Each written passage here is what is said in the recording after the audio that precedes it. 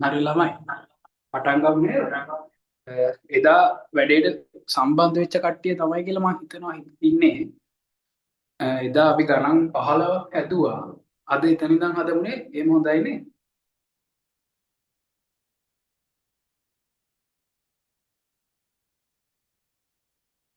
මට පොඩ්ඩක් මැසේජ් එකක් දාන්න. ඔයාලට හරියට මම කියන දේ ඇහෙනවද ක්ලියර්? එහෙම එතකොට තමයි මට පොඩ්ඩක් බලා ගන්න පුළුවන්. ඔයාලගේ රියැක්ෂන් අනුව තමයි. මට ඒ නිසා පොඩ්ඩක් කියනවද? පැහැදිලිව ඇහෙනවද? පේනවද? ඔක්කොම වැඩ ටික හරිද කියලා?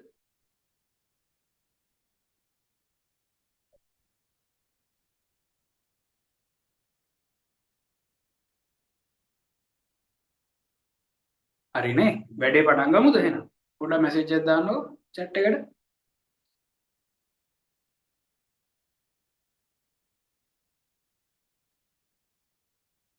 හරි. එදා එහෙනම් කරපු විදිහටම අදත් වැඩේ පටන් ගමු. හරිද? හැමෝම පොළේ ඉඳන් අගට යනකම් හරියට පිළිවෙලට අහන් ඉන්න. එදා වගේම අපි හදපු විදිහට ගණන් ලස්සනට ගණන් ටික හදලා ඒ ගණන් වල යන්න පුළුවන් අමාරුම තැන් වලට ජොයින් වෙලා වැඩේ ලස්සනට කරගෙන යන්න. හරි? ඔයාලා ගාව PDF එක තියෙනවා කියලා මම හිතනවා. හරිද? නැත්තම් WhatsApp channel එකේ ඔක්කොම PDF මාගින් ඔක්කොම තියෙනවා. හරිද?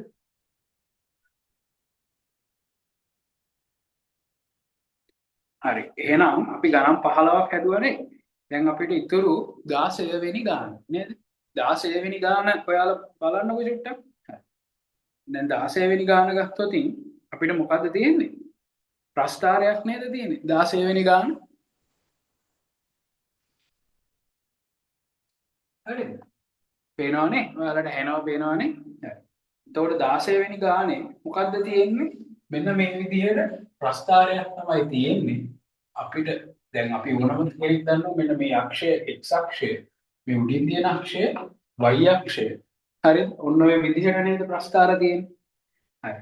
එතකොට දැන් අපෙන් අහන්නේ මෙන්න මේ අක්ෂයට, ඒ කියන්නේ මේ ප්‍රස්ථාරයට ඒගොල්ලෝ ප්‍රස්ථාරයක් දීලා තියෙනවා මෙන්න මෙහෙම. හරිද? මෙහෙම මෙහාට දික් කරාම මෙහි p මෙහි q. හරිද? මෙන්න මේ ප්‍රස්ථාරයට හරිද සමීකරණයක් ගොඩනගන්න කියලා තමයි අපිට කියන්නේ. ඔන්න ඕක තමයි ඕකේ කතන්දරය. හරිද? එතකොට සමීකරණයක් ගොඩනගනකොට දැන් ඒගොල්ලෝ ඊට අමතරව දත්ත දීලා තියෙනවා. මෙතන 2 කියලා දීලා තියෙනවා. මෙතන 4 කියලා. ඕනම ප්‍රස්ථාරයක් පටන් ගන්නෙ බිඳුවෙනි බිඳුවෙන්. හරිද? හරි. එතකොට දැන් ඔයාලා අහලා ඇති මෙන්න මෙහෙම සමීකරණ වර්ග සෙට් එකක් නේද? y සමානයි mx, y සමානයි mx ධන c, ඊට පස්සේ y සමානයි mx ඍණ c නේද? ඔහොම සමීකරණ ටිකක් ඔයාලා අහලා ඇති නේද? එහෙනම් මෙන්න මෙහෙම සමීකරණ ටිකක් තියෙනවා කියන්නේම මොකක්ද? ඒ කියන්නේ මේ විවිධ හැඩ නේද මේ ප්‍රස්ථාර වලට තියෙන්න පුළුවන් විවිධ හැඩනේ අපි මේකෙන් කතා කරන්නේ නේද? හරි. දැන් ඔයාලා මේ m කියලා කියන්නේ මොකක්ද? මේ හැම එකෙම m කියලා දෙනවා මේවා වෙනවා c කියලා කියනවා. නේද? එහෙනම් මේ m කියලා තියෙන්නේ අනුක්‍රමණය. හරිද? මේ ඔක්කොම මම කියලා දෙන්නම් මොනවද කියලා. m කියන්නේ අනුක්‍රමණය. හරිද? C කියලා කියන්නේ අන්තක් ඛණ්ඩය. C කියන්නේ අන්තක් ඛණ්ඩය නේද? හරිනේ? M කියන්නේ අනුක්‍රමණය, C කියන්නේ අන්තක් ඛණ්ඩය. අපි දැන් බලමු මේ වචන දෙකේ තේරුම් දෙන්නේ. මේ ගාන හදන්න තප්පරයක්වත් යන්නේ නැහැ තප්පර ගානක්වත්.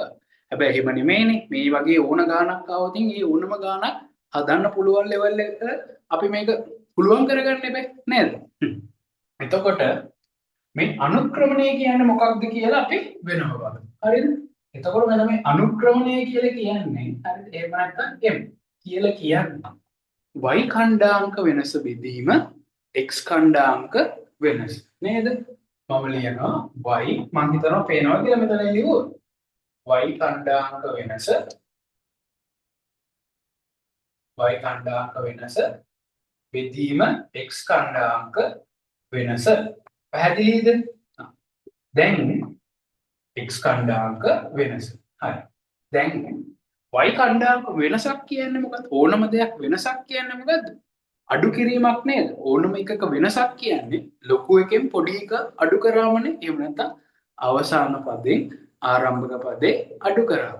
එහෙනම් y කණ්ඩායක වෙනසක් කියන්නේ ලොකු y ගෙන් පොඩි y අඩු කරන එක නේද? ලොකු y කියන්නේ y වල තියෙන ලොකුවට අපිට ගන්න පුළුවන් උඩින්ම තියෙන්නේ මොකද්ද? දෙක විතරයිනේ. උඩින්ම අපිට එහෙනම් ගන්න පුළුවන් දෙක නේද? හරි. දැන් දෙක එහෙනම් මෙතන y වල ආරම්භය තැන මොකද්ද? බිඳුවනේ. මං කියවනේ මේ දෙකම බිඳුවයි කියලා. එහෙනම් y වල උඩාම එක්කෙනා බිඳුව නේද? ඔන්න ඕක බෙදනවා x කණ්ඩායක වෙනසෙන් නේ. මොකද්ද x කණ්ඩායක වෙනස කියන්නේ? x වල ලොකුම එක්කෙනා. ඒ කියන්නේ මෙන්න මේ 4. හරිද? අන්න ඒක 4 x වල තියෙන ලොකුම එක්කෙනා. වෙනසක් කියනකොට හැමතිස්සෙම අඩු කිරීමක් නේ කරන්නේ. එහෙනම් කුඩාම එක මොකද්ද? බිඳුවනේ. එහෙනම් දෙකෙන් බිඳුවක් ඒ y කණ්ඩායක වෙනස x කණ්ඩායක වෙනස කියන්නේ 4න් බිඳුවක් අඩු කරාම පැහැදිලි? දෙකෙන් බිඳුවක් 2යි 4න් බිඳුවක් 4යි. හරිද? දෙක බෙදීම 4යි. ඒ කියන්නේ භාගය නේද? මේ ආවේ මොකද්ද? භාගය කියලා ආවේ අනුක්‍රමණය. හරි අනුක්‍රමණය. දැන් මේ c කියලා තියෙනවනේ. ඔන්න ඔය c කියලා කියන්නේ අන්තක් ඛණ්ඩය නේ. අන්තක් ඛණ්ඩය c කියලා කියන්නේ අන්තක් ඛණ්ඩය. ඔන්න ඔය අන්තක් ඛණ්ඩය කියලා කියන්නේ ප්‍රස්ථාරයේ y අක්ෂය ඡේදනය කරන තැන. ප්‍රස්ථාරයේ y අක්ෂය ඡේදනය කරන තැන. මෙතනදී නම් y අක්ෂය ඡේදනය කරන්නේ බිඳුවෙන් නේද? එහෙනම් මේ අන්තක් ඛණ්ඩය බිඳුවයි. එහෙනම් මෙන්න මේකේ සමීකරණය මට ලියන්න පුළුවන් y සමානයි mx නේද? ධන c වෙනුවට ධන බිඳුව. ඉතින් බිඳුවක් එකතු කරා කියන්නේ කිසිම වෙනසක් නැහැ. ඒ කියන්නේ y සමානයි mx නේ. ඕන්න m වෙනුවට අපිට ගන්න පුළුවන් කීයද? භාගය. y සමානයි භාගයයි x. ඔන්න ඔක තමයි ප්‍රස්ථාර. මං හිතනවා ලස්සනට ප්‍රස්ථාර සම්බන්ධ සියලුම සිද්ධාන්ත ඔයාලට පැහැදිලි වුණා කියලා. වැඩේ තේරුණා නම් ලස්සනට මට මැසේජ් එකක් දාන්නකො ටක් ගාලා chat එකට. හරි. අනිත් කට්ටිය මේ ගැන පොඩි නෝට් එකක් ඔයාලගේ කොලේ දාගන්න.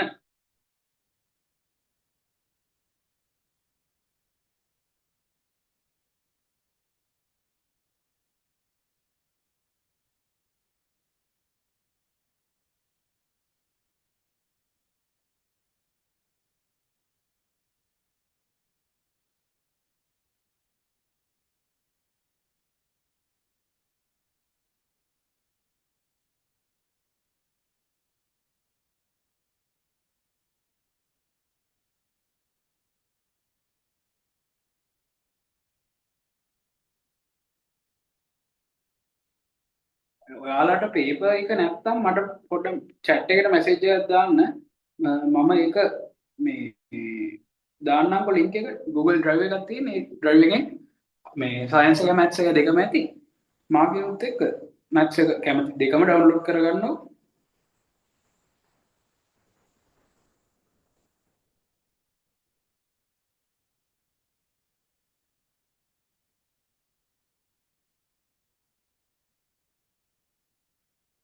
මම ඔය දැම්මා මේ මගේ අනිත් account එකෙන් දැම්මේ මේ එකක් මේ link එකක් drive එක ඒකෙන් බලන්න.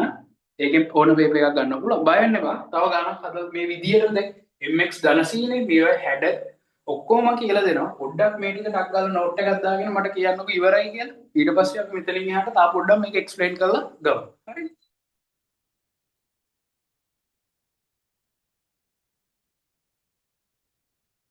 වැඩේ පැහැදිලි නේ? මං හිතනවා හොඳට පැහැදිලි ඇති කියලා.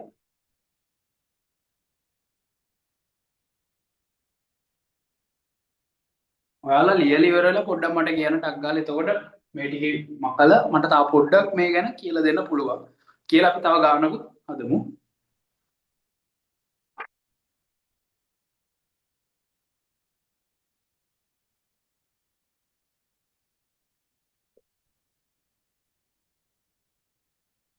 හරිනේ. මේක පැය දෙකක් වගේ තමයි සෙමින එක තියෙන්නේ.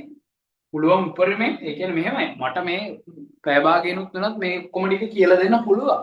ඒ වුණාට මම try කරන්නේ මේ ගානකින් වටේ පිටේ තියෙන ඔක්කොම දේ ඔයාලා මතකත් නැතුව දෙන ගොඩක් කට්ටියට මේ වටේ පිටේ තියෙන ඔක්කොම ගැන කතා කරලා යන්න තමයි මගේ බලාපොරොත්තු. එදත් අපි එහෙම තමයි ඒ කියන්නේ මේ විදිහටම දාගානක් හදලා එහෙම තමයි කරේ. පොඩ්ඩක් ඔයාලගේ අදහසුත් ඒ පිළිබඳව දාගෙන යන්න. එහෙම කරන්න ඕනද නැත්නම් අපි ගරන්ටි විතරක් සාකච්ඡා කරමුද? එහෙම කියලා පොඩ්ඩක් දාගෙන යන්න. මම නම් මේ ටික මකනවා. මම තව ටිකක් මේක මේ ප්‍රස්තාර වලින් අහන්න පුළුවන් ප්‍රශ්න ගැන තා පොඩ්ඩක් කියලා දෙන්න. ඒ අතර ඔයාලගේ අදහස් මට පොඩ්ඩක් දාගෙන යන්න.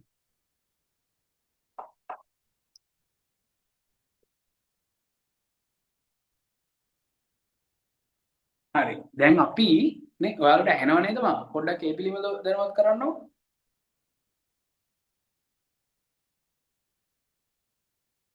ඇහෙනවද? පේනවද?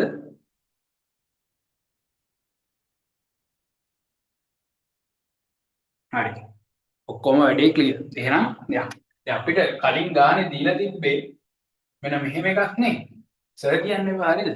මාත් ඔයාලට වඩා අවුරුදු 5ක් අයත් තමයි වැඩිමල් අයියේ කියලා කියන්නේ. ඒක උලන්නේ. හරි. මේ x අක්ෂය මේක y අක්ෂය කලින් අපිට දීලා තිබ්බේ ඔන්න ඔහොම එකක්. ඕකට සමීකරණේ ගොඩනගන්න. මේ අපි දන්නවා බිඳුව බිඳුව රේඛාවෙන්නේ මේක යන්නේ.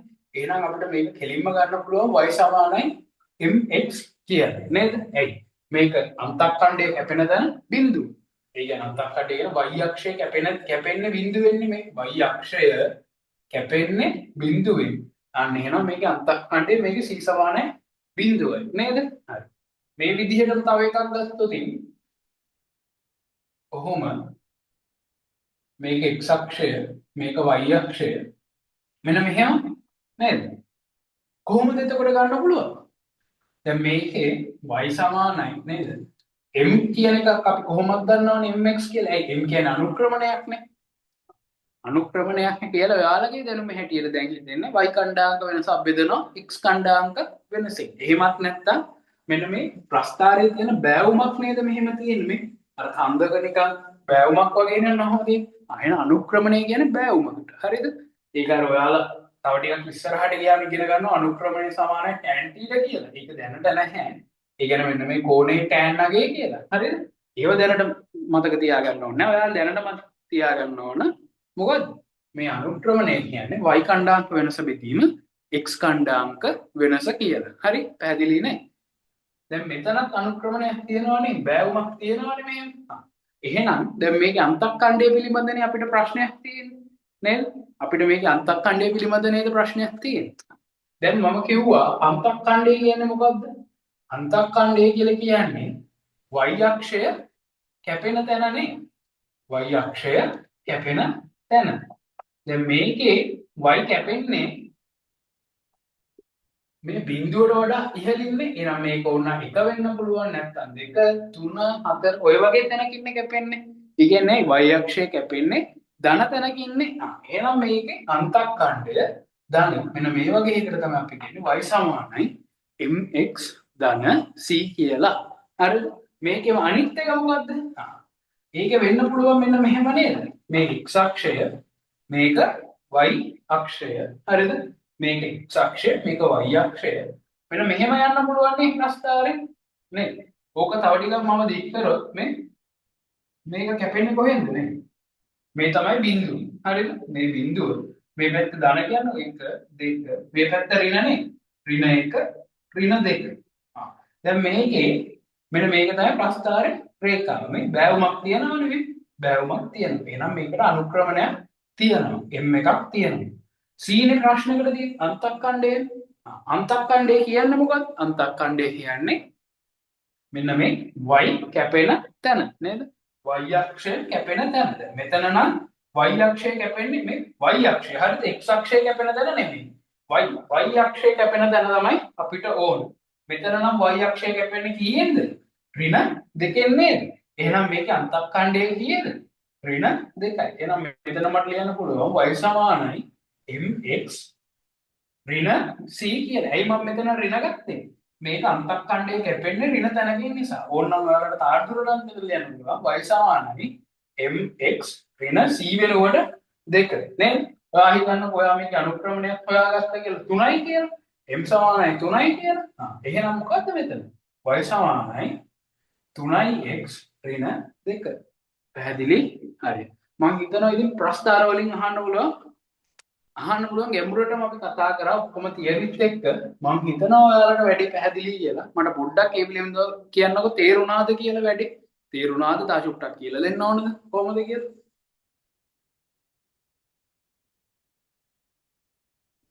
ටක් ගාලා chat එකට දාන්නකෝ.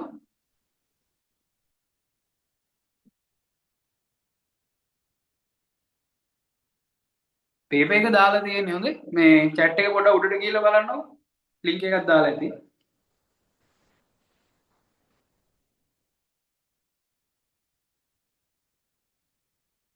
මුලදී එන්න බැරි වුණා නම් අවුලක් නැහැ. මුලදී එන්න බැරි වුණ ටික අපි එදා කරා. හරිද? ප්‍රශ්න 15ක් වගේ මේ විදියට සුපිරියටම කරා. අවුලක් නැහැ. ඉතින් අද ජොයින් වුණානේ. අද ඉඳන් යන්කෝ ඉස්සරහට.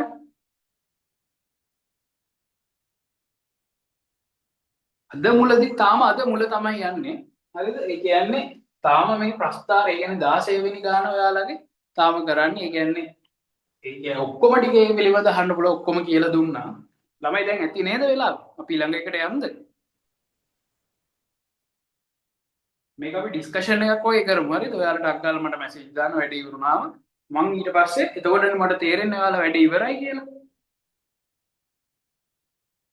ඔව් රෙකෝඩින් දෙනවා.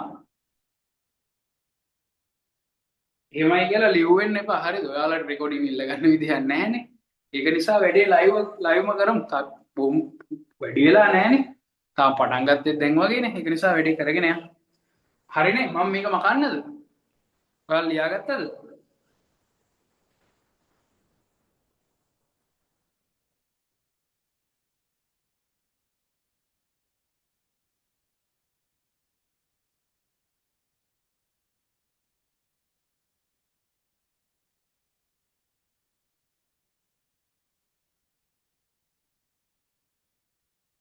හරි නේද? වෙලාව ඇති කියලා මං හිතනවා. එහෙනම් ඊළඟ එකට යමු. ඊළඟ ගාන බලා ගන්නකො හැමෝම.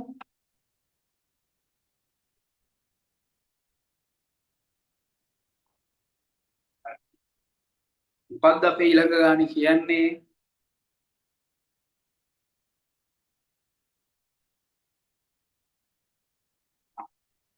ජ්‍යාමිතිය ගානන්නේ ත්‍රිකෝණ අංග සාමය. මං හිතනවා ඔයාලට මතක ඇති කියලා. නේද? ඉස්සෙල්ලා අපි මේ ගාන ගැන කතා කරමු. ඊට පස්සේ වටේ පිටේ දේවල් ගැන කතා කරමු. නේද? මෙහෙම ත්‍රිකෝණ දෙකක් තියෙනවා. කොහොම එක ත්‍රිකෝණයක් තියෙනවා. ආපහු මෙහෙම තව ත්‍රිකෝණයක් තියෙනවා. හරිද? මේක A B C කියලා කියනවා. මෙතන අංශක 90යි කියලා තියෙනවා. හරිද? මෙතන අංශක 20 මෙතන අංශක 25යි. හරිද? ඊළඟට මෙතන මෙහෙම ඉරක්. හරි? මෙතන Q P R හරි? මෙතන අංශක 90යි. මෙතන අංශක 65යි. මෙතන මෙහෙම ඉරක්. අපෙන් අහන්නේ මොනවද? ත්‍රිකෝණ දෙක අංග සමවන අවස්ථාව ඊළඟට මෙන්න මේ BC පාදයට අනුරූප අනිත් පාදය ඒ කියන්නේ ඒකට සමාන අනිත් පාදය මොකක්ද කියලා නේද අහන්නේ. හරි.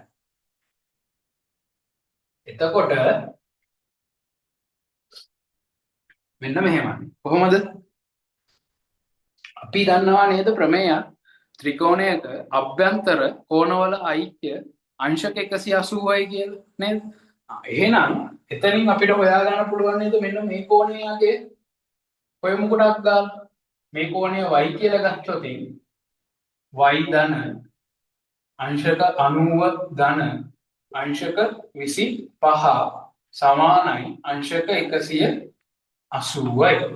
නේ හරිනේ එහෙනම් y කියන්නේ y ධන 90යි 25යි කීයද 5යි 9යි 2යි 11යි නේද 180 එහෙනම් y කීයද y සමානයි 180 ඍණ 115 එහෙනම් y සමානයි අංශක 65යි නේද මෙන්න මේක අංශක 65යි ඒ විදිහටම මෙතනත් හොයන්න පුළුවන් නේ මෙතන 90යි නම් මෙතන 65යි නම් ඔයාලා මේ විදිහටම හදලා බලුවොත් මෙතන කෝණය අංශක 25යි කියන්නේ නේද? දැන් ඔයාලට පොඩි කතාවක් තේරෙන්නේ මේකෙයි කෝණ තුනම සමානයි. හැබැයි ඔයාලා දන්නවා කෝණ තුනම සමානයි කියලා නේද? එහෙම අංග සම අවස්ථා නැහැනේ. පාද තුනම සමාන නම් තියෙනවා. හරිද? කෝණ තුනම සමාන වුණා කියලා අංග සම වෙන්නේ නැහැ. අංග සම වෙන්න නම් මෙතන හැටියට ඒගොල්ලෝ මේ ඉරක් ගහලා තියෙන්නේ AB පාදයටනේ. මෙතන ඉරක් ගහලා තියෙන්නේ QP පාදයට. ඒ කියන්නේ AB පාදයට QP පාදය සමානයි කියලා නේද කියන්නේ? එහෙමනේ. හරි. ඊළඟට අපි මොකද්ද තියෙන්නේ? ඊළඟට මෙතන දෙකේම තියෙනවා නේද?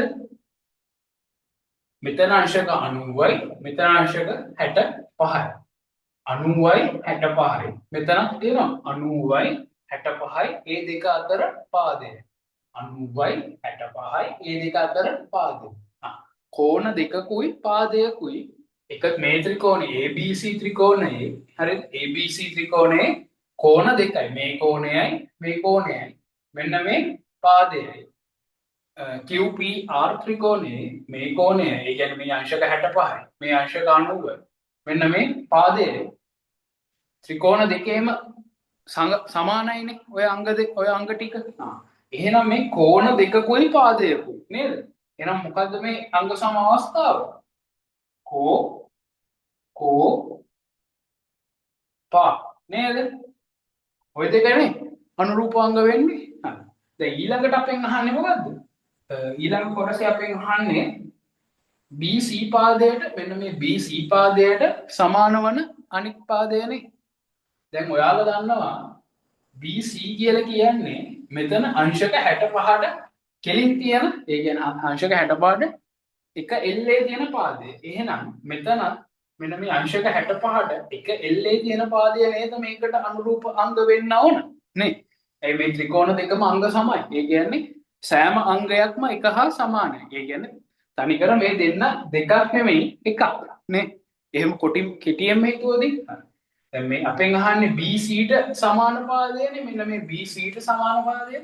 BC කියන්නේ මෙන්න මේ අංශක 65ට ඍජුවම ඍජුවම ඉදිරියෙන් පවතින පාදය. එහෙනම් ඒ අංශක 65ට ඍජුවම ඉදිරියෙන් පවතින මේ එහෙනම් මොකද්ද? PR. එහෙනම් BC පාදයට සමාන වෙන්නේ PR කියන පාදය. පැහැදිලිද? ටක් ගාලා chat එකට message එකක් දාන්නකෝ වැඩේ තේරුණාද කියලා ලස්සනට.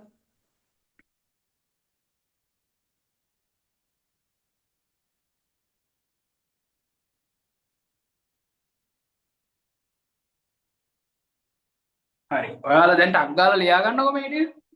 මේ ටික ලියා ගන්න ඊළඟට අපි ඉතිරි අංග සම අවස්ථා ගැන පොඩ්ඩක් බලලා ඊළඟ ගානට යමු.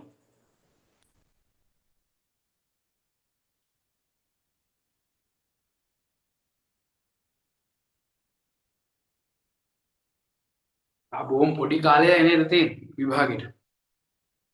ඒක නිසා ඉතින් මහන්සි වෙලා වැඩ කරන්න. හරිද? ඔය දවස් බොහොම කෙටි කාලේ මහන්සි වුණොත් ලස්සන රිසල්ට් එකක් ඔයාලට හම්බෙන්නේ නේ.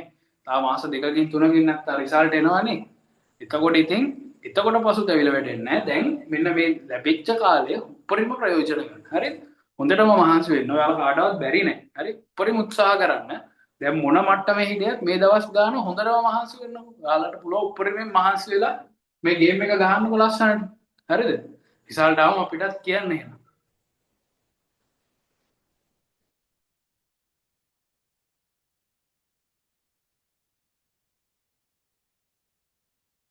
මේ ටික දැන් හරිද? මම ඉස්සර අනිත් ගානට යන්නද? ටක් ගාලා මට කියන්නකෝ මැසේජ් එකක් දාලා.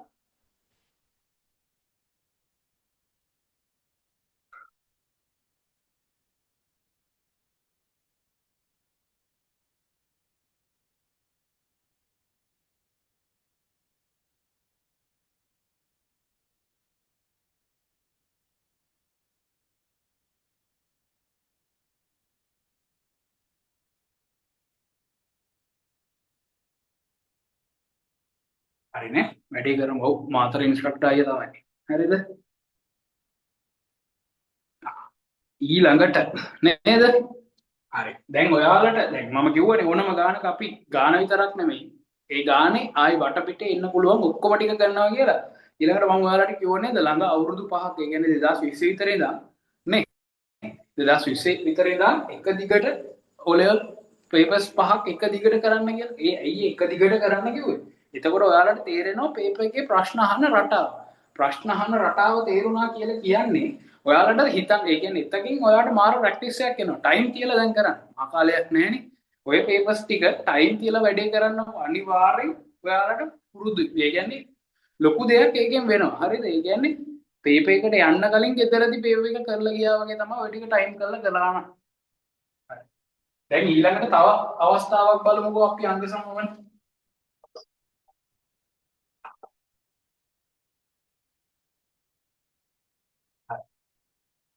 ඊළඟට නේද?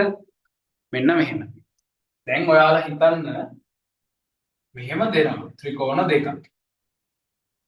කොහොම ත්‍රිකෝණ දෙකක් දීලා හරිද? මේක A, මේක B, මේක C. මේක P, මේක P, මේක Q, මේක R. හරිද? එයාලා කියනවා මේ පාදයට මේ පාදය සමානයි කියලා. ඊට අමතරව මේ කෝණය සමානයි කියලා. ඊට අමතරව කියනවා මේ පාදයට මේ පාදය සමානයි කියලා. හරිද? එතකොට ඔන්න ඔය වගේ වෙලාවට මොකක්ද නේ? පාද දෙකයි ඒ දෙක අතරමැදි කෝණය. පාද දෙකයි ඒ දෙක අතරමැදි කෝණය නේද? පාද දෙකකුයි අතරමැදි කෝණය. හරිද? ඒ වෙලාවට අන්න ඒ වගේ අවස්ථාවලට කියනවා නේද? ABC ත්‍රිකෝණය අංග සමයි. අංග සම දානකොට ඉරි කෑලි 3යි PQR ත්‍රිකෝණය කියලා. හරිද? හේතුව මොකද්ද? පාද දෙකයි කෝණයයිනේ. නම් පා නේද? පාද දෙකයි කෝණයයි. හැබැයි මතක තියාගන්න මේ කෝණය ගොඩක් වැදගත්. ඇයි? ඒ කෝණය තියෙන්න ඕන අදාළ පාද දෙක අතර තියෙන. අයි පාද දෙක අතර තමයි ඒ කෝණය තියෙන්නේ. ඒ කියන්නේ උදාහරණයක් විදිහට මෙන්න මෙහෙම හිතන්නකෝ. මෙහෙම තියෙනවා. හරිද? මේ A B C මෙහෙම පාදයක් තියෙනවා මෙහෙම තියෙනවා. මෙතනත් මේ විදිහටම ත්‍රිකෝණයක් තියෙනවා. P Q R නේද? ඕම ත්‍රිකෝණ තියෙනවා කියලා හිතන්නකෝ. මෙතනත් මේ පාදයක් තියෙනවා. ඊට අමතරව මෙතන පාදයකුත් තියෙනවා. ඊට අමතරව මෙන්න මේ කෝණයක් දීලා තියෙනවා. දෙකේම. එතකොට මේක අංග සමයිද? ටග්ගාලා දාන්නකෝ chat එකට මේක අංග සමයිද? එහෙම අංග සම නැති වෙන්න හේතුව මොකක්ද කියලා ඉක්මනට දාන්න. හරි? ඔයාලා ටග්ගාලා අහන ප්‍රශ්න වලට උත්තර දෙන්න. එතකොට මේක ඩිස්කෂන් එකක් වගේ වැඩේ ලස්සනට යනවා. එතකොට ඔයාලටත් බෝරින් නැහැ. වැඩේ කරන්න පුළුවන් ලස්සනට. දාන්නකො ටග්ගාලා මේක අංග සමද? මෙන්න මේක අංග සමද? එහෙම නැත්ද? නැත්නම් ඒකට හේතුව මොකක්ද කියලා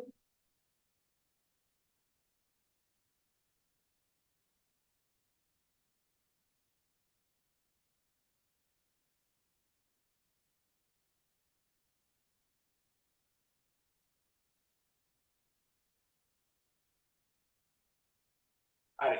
ඔව්. ඔයාලා දීපු උත්තර හරි. ඒ කියන්නේ මේක අංග සම වෙන්නේ නැහැ. ඇයි? පාද දෙකයි කෝණයකුයි සමානයි. හැබැයි මම කිව්ව මතකද හැමතිස්සෙම සමාන වෙන්න ඕන ඒ පාද දෙක අතර තියෙන කෝණයක් කියන්නේ. මේ පාද දෙක අතර තියෙන මේ කෝණය විතරයිනේ. අන්න ඒ කෝණය සමානයි කියලා දුන්නා නම් මේක අංග සමයි. ඉතින් එහෙම දීලා නැහැනේ. පාද දෙක අතර කෝණයක් නෙවෙයි මෙතන තියෙන වෙනම කෝණයක්නේ. එහෙනම් මේක අංග සම වෙන්න බෑ. ඊට අමතරව තව අවස්ථාවක් තියෙනවා මොකද්ද? මේ ත්‍රිකෝණ දෙකේ පාද තුනම සමානයි. මේ පාදයට මේ පාදය, මේ පාදයට මේ පාදය, මේ පාදයට මේ පාදය. අන්න ඔය වගේ අවස්ථාවලට කියන්නේ පා පාද තුනම සමාන වෙලාවට තමයි ඔව්. මේක පාකෝපා මේක පාපාපා කලින් අපි හැදුවේ මොකක්ද? කෝ පා කෝණ දෙකයි පාදයයි. පැහැදිලි නේ? ඉක්මනට දාන්නකො chat එකට මැසේජ් එක වැඩේ හරියද කියලා ඊළඟ ගානට යමුද කියලා අපි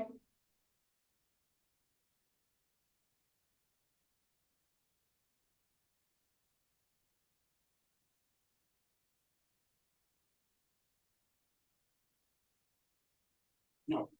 තරමදී එක නිසා මේ නිසා තමයි ඒක අංග සම නොවුනේ. මේ ඩිලේ එකක් නැහැනේ මම කියන දේවල් ඔයාලට ඒ ටයිම් ඇහෙනව නේද රියල් ටයිම්.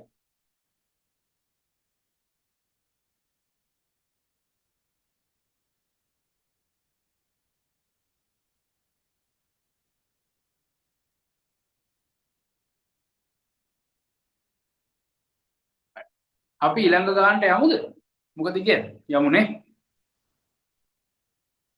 මේ ටික මම මකන්නම්.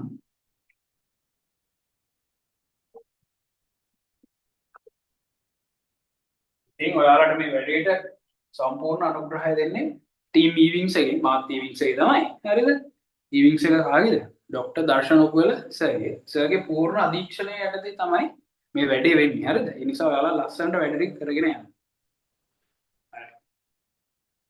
ඊළඟ ගාන ඔයාලා ගාව ගණන් තියෙනවනේ. මේක එක chat එකේ පොඩ්ඩක් උඩ බලන්න උඩට ගියාම පෙනෙයි. මම drive එකක් දාලාදී මේ drive file එකේ max එක ගන්නකො. හරි.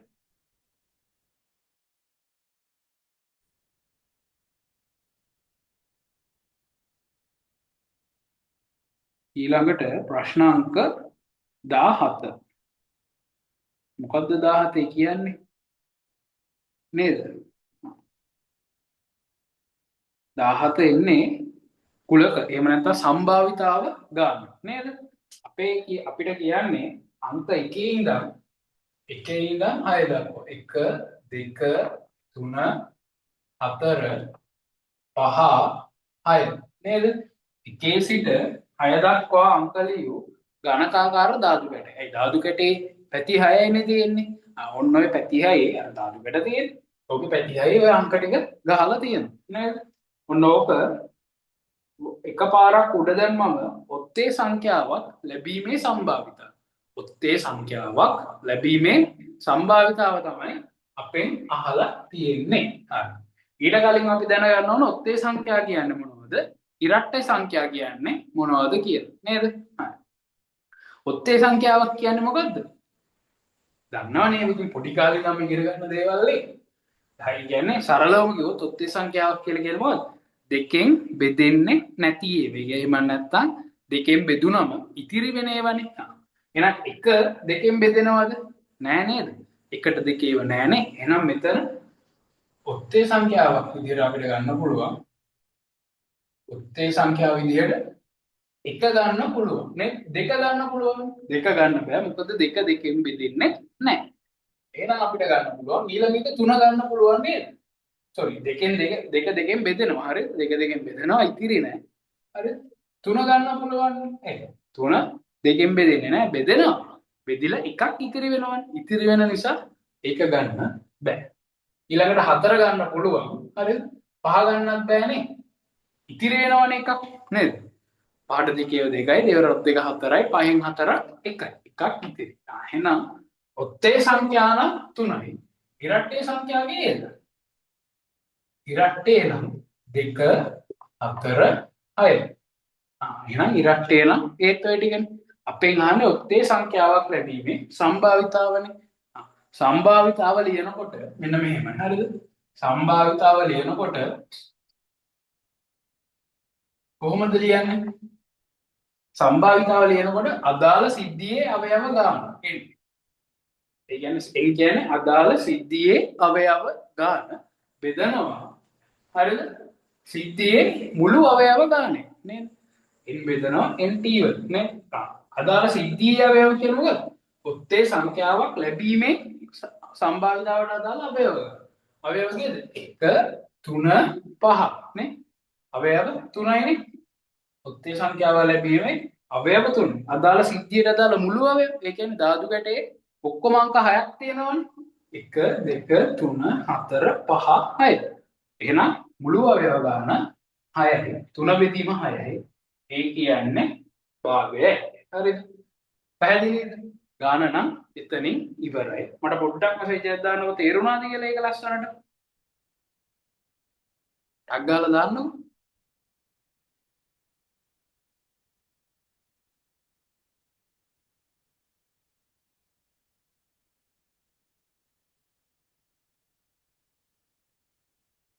හරි නේද? හරි. දැන් අපි මේකෙන් තව එන්න පුළුවන් දේවල් පොඩ්ඩක් බලමු නේ. මොනවද තව එන්න පුළුවන් කියලා හදිස්සිය හරි ඔයාලට කිව්වොත් මේ ධාතු කැටේ උඩ දැම්මම මොකද්ද තුනේ ගුණාකාරයක් වැටීමේ සම්භාවිතාව නේද තුනේ ගුණාකාරයක් කියනකොට මෙතන තියෙන කීයද තුන තියෙනවා ආපහු හය තියෙනවනේ එහෙනම් තුනේ ගුණාකාරයක් වැටීමේ සම්භාවිතාවට අදාළ අවයව ගාන දෙකයි නේද සිද්ධියේ මුළු අවයව ගාන කීයද එකේ ඉඳන් 6ට 6ක් තියෙනවනේ 6 එහෙනම් තුනේ ගුණාකාරයක් ලැබෙන්න නම් කීයද ගුණාකාරය ලැබෙන්න නම් 6න් 2යි එහෙම නැත්නම් 3න් 1යි නේ කොහොම නීතියෙන් හදන්න තියෙන ඔය විදිහට එක් සිද්ධියට දාලා අවයව ගාන ගත්තා ඒක බෙදුවා මුළු අවයව ගානෙන් ඔන්න ඔතනින් අපිට එනවා සම්භාවිතාව පැහැදිලි නේ මට ටක් ගාලා මේක ලියා ගන්නවා ලියාගෙන ඔයාලා ඉවර නම් ඉවරයි කියලා මැසේජ් එකක් දාන්නවා මම හිතනවා වැඩි පැහැදිලිව ලස්සනට ඔයාලට තේරෙනවා කියලා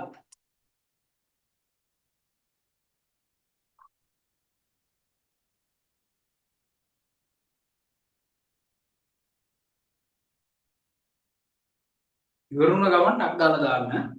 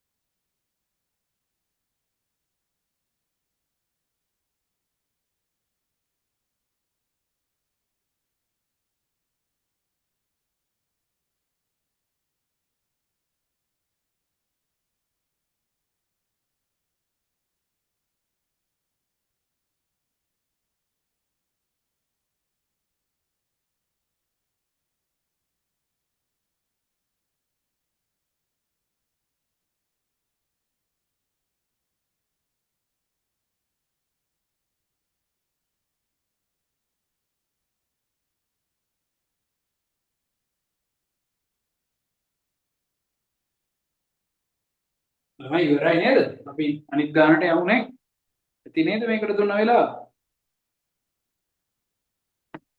මම හිතනවා ඇති කියලා නේ එහෙනම් අපි ඊළඟ ගානට යමු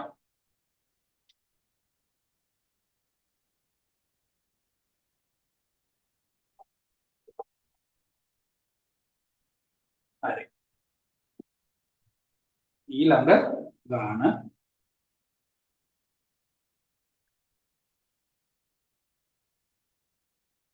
බලාගත්තද ගාන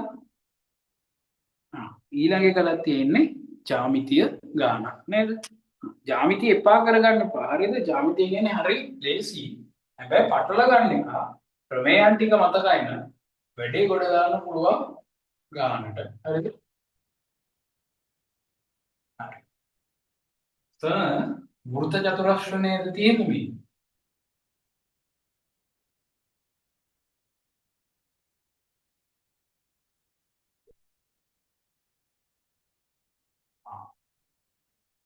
මේක A හරිද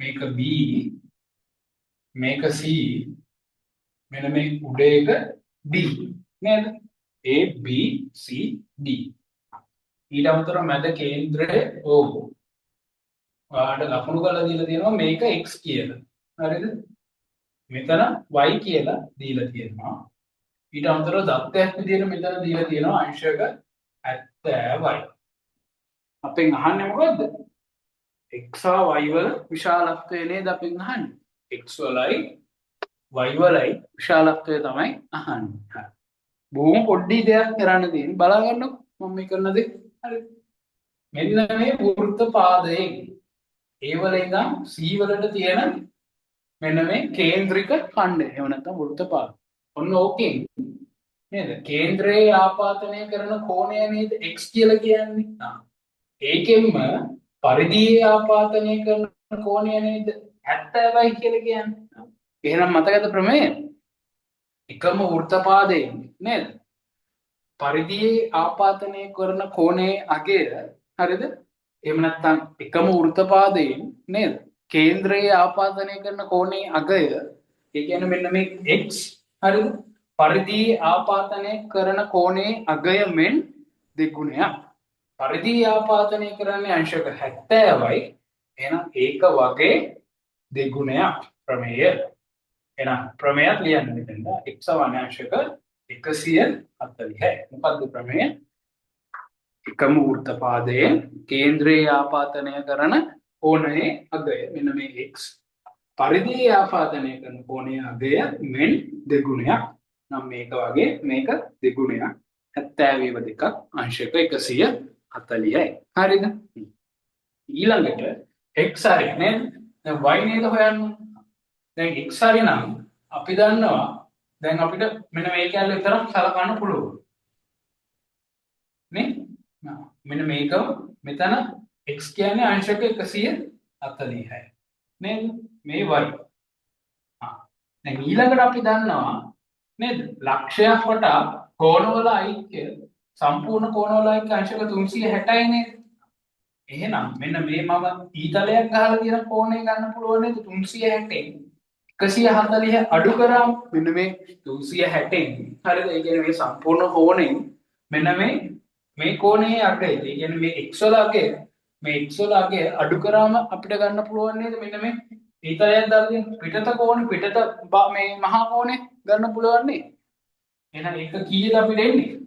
අංශක 220ක් කියලා එනවානේ. ඔය ආවේ y නෙමෙයි. ඔය ආවේ මෙන්න මේ ඕවටා තියෙන එක තමයි අපිට ආවේ කීයද? අංශක 220යි. දැන් ආයිත් අරකමනේ අර ප්‍රමේයමනේ. දැන් හැබැයි සලකන්න ඕන මෙන්න මේ එළියෙන් තියෙන වෘත්ත පාදය. එන්න එළියෙන් තියෙන වෘත්ත පාදයෙන් කේන්ද්‍රයේ ආපාදනය කරන්නේ y. ඒකෙන්ම කේන්ද්‍රය නෙමෙයි ඒ වෘත්ත පාදයෙන් පරිධියේ ආපාදනය කරන්නේ y. හරිද? අන්න ඒක මෙන්න මේ ඒකෙන්ම මේ පරිධියේ ආපාදනය කරන්නේ මෙන්න මේ y. ඒකෙන්ම කේන්ද්‍රයේ ආපාදනය කරන්නේ මෙන්න මේ සම්පූර්ණ මෙන්න මේ කෝණය. ඒක අපි හොයාගත්තා අංශක 220යි කියන්නේ. එහෙනම් අපි දන්නවා y ඒවා වගේ දෙගුණයක් තමයි මෙන්න මේ කියන්නේ පරිධියේ ආපාදනය කරන කෝණය වගේ දෙගුණයක් තමයි කේන්ද්‍රයේ ආපාදනය කරන කෝණය. එහෙනම් කේන්ද්‍රයේ එක අපි කොහොමද දන්නවද 220යි කියලා නේද? එහෙනම් මෙන්න මේ පරිධියේ වගේ දෙගුණයක් තමයි කේන්ද්‍රය. එහෙනම් පරිධිය කීයද? 220 දෙකෙන් බෙදුවම අංශක 110යි. මම හිතනවා වැඩේ පැහැදිලි කියලා. මේක අපිට ඕන උනේ නෑ. මේක ඇත්තටම අපිට ඕන ඒ කියන්නේ උත්තරයක් විදිහට ඕනේ නෑ. හැබැයි ඒක අපිට හදන්න ඒක මේ අගේ අපි දැනගන්න ඕන ගාන හදන්න දත්තයක් විදිහට. එහෙම දත්ත දෙන්නේ නෑ. ඉතින් අපි ඒක දැනගන්න ඕන මෙන්න මේ 360 මේක අඩු කරලා ගන්න. වැඩි පැහැදිලි නේද? ටක් ගාලා මට දාන්නකො වැඩි තේරුණාද කියලා. තේරුණා නම් මේක ටක් ගාලා ලියාගන්න. ලියාගෙන ඉවරද කියලාත් දාන්න.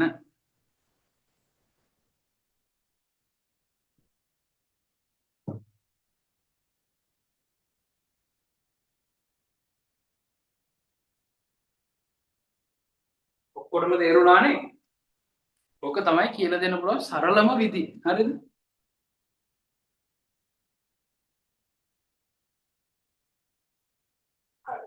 මම ලියා ගන්නකොට ටක් ගාලා මේ ටික මේවා ලියනකොට ප්‍රමේයයන් එක ලියන්න.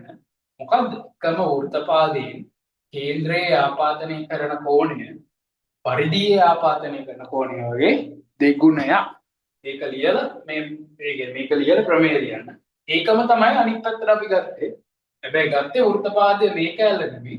මේ සම්පූර්ණ කැලල.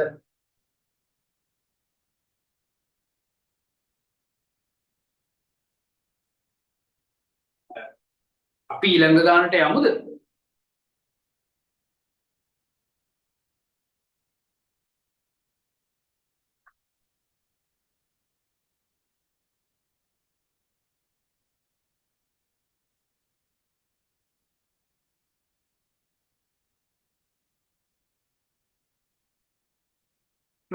මේක වෘත්ත චතුරස්‍ර ප්‍රමේය දාලා හදන්න පුළුවන්. මම අර එකම ප්‍රමේය අනිත් පැත්තට හරවලා ඒ කියන්නේ අනිත් පැත්තේ තියෙන අනිත් වෘත්ත ඛණ්ඩයට දාලා ගත්තා. වෘත්ත චතුරස්‍ර වලිනුත් හදන්න පුළුවන්.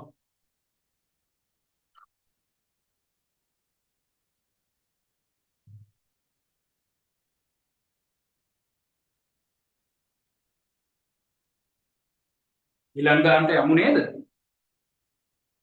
අග්ගාව මට පොඩ්ඩක් කියන්න ඔය ඉවර නම් ක්‍රමයෙන්ුත් එක්කම වැඩේ ලියා ගන්න.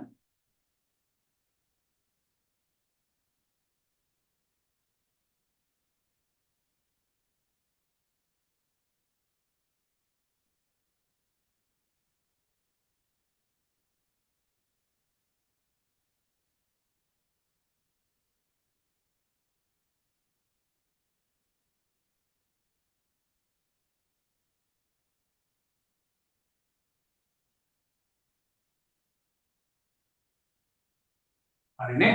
ළමයි මම හිතනවා වෙලාව ඇති කියලා. ඊළඟ ගානට යමුද? පොඩ්ඩක් කියන්නකො අග්ගා.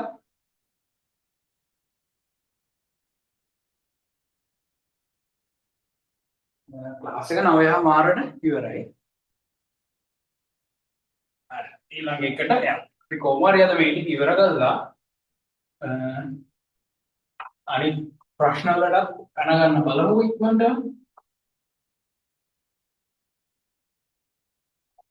හරි. බලා ගන්නකො ප්‍රශ්නේ. මොකද්ද තියෙන්නේ? භාග ගානක් නේද මට මතක විදියට තියෙන්න ඕන. එහෙම සුළු කිරීම සම්බන්ධ ගැටලුව.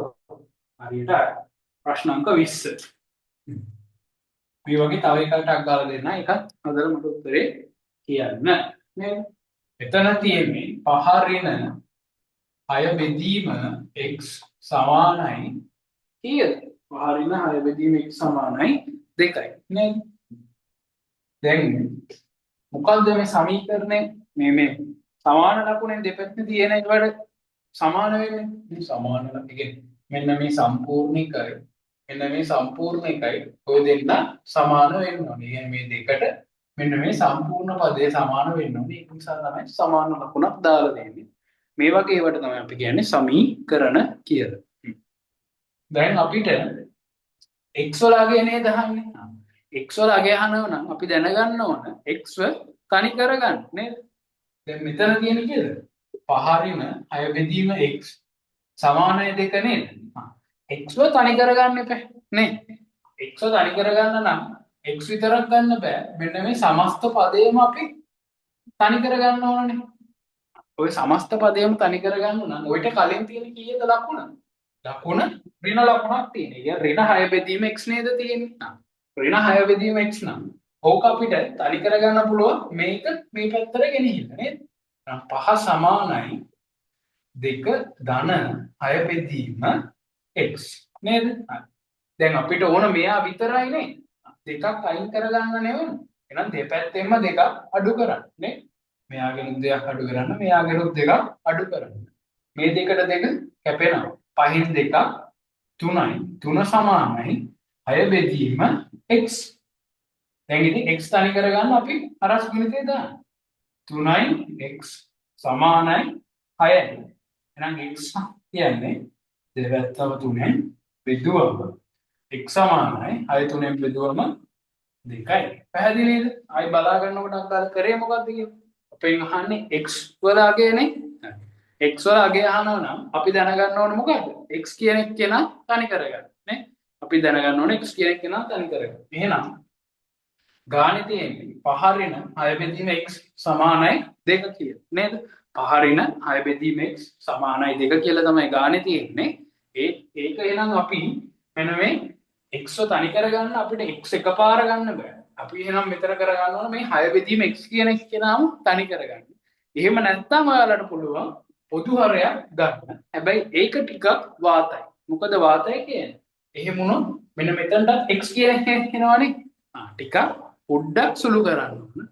ඊට වඩා මම හිතනවා මේක හොඳයි.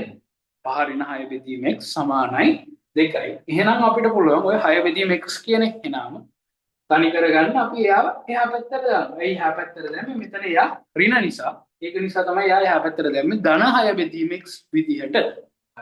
එහෙනම් පහ සමානයි දෙක ධන 6 බෙදීම x. අපිට ඕන 6 බෙදීම x විතරයි. දෙකක් අපිට ඕනේ නැහැ. එහෙනම් ඒ දෙක අපි අයින් කරන්න. අපි දන්නවා මේ සමාන ලකුණෙන් එක පැත්තට කරන දේ අනිත් පැත්තට ඒ විදිහටම කරන්න. මෙහෙන් දෙකක් අඩු කරාම මෙහෙනුත් අපි දෙකක් අඩු කරන්න ඕනේ. ඒක පැහැදිලි නැත්නම් මෙහෙම ලියන්න. මෙහෙනුත් දෙකක් අපි අඩු කරන්න ඕනේ. මේ පැත්තේ ධන දෙකට මේ පැත්තේ ඍණ දෙකක් කැපිලා යනවා. එතකොට මේ පැත්තේ ඉතුරු වෙන 6 බෙදීම x විතරයි. මෙහෙන් පහෙන් දෙකක් ගියාම 3යි. 3 සමානයි 6 බෙදීම x. එහෙනම් x තනි කරගන්න. මේ හරස් ගුණ දාන්න. 3යි x සමානයි 6යි. එහෙනම් x තනි කරගන්න නම් දෙපැත්තම 3ෙන් බෙදනවා. 6 3ෙන් බෙදුවොත් x සමානයි 2යි. පැහැදිලිනේ? හොඳටම තේරුණා නේද?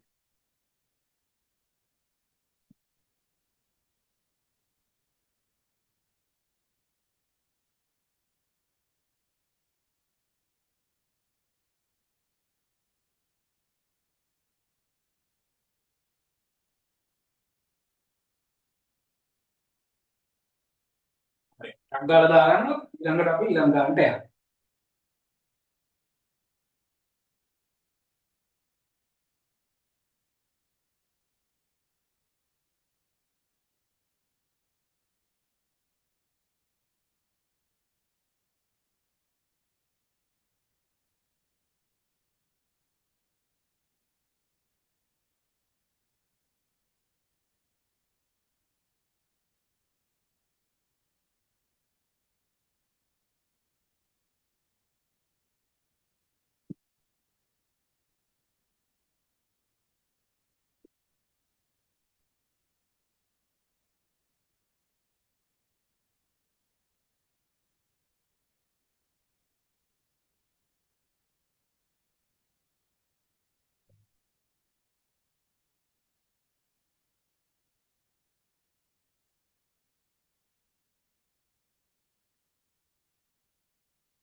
හරි නේද?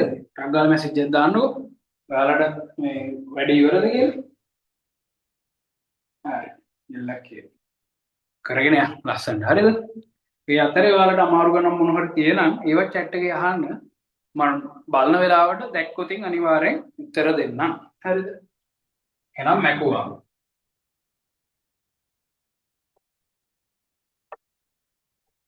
හරි.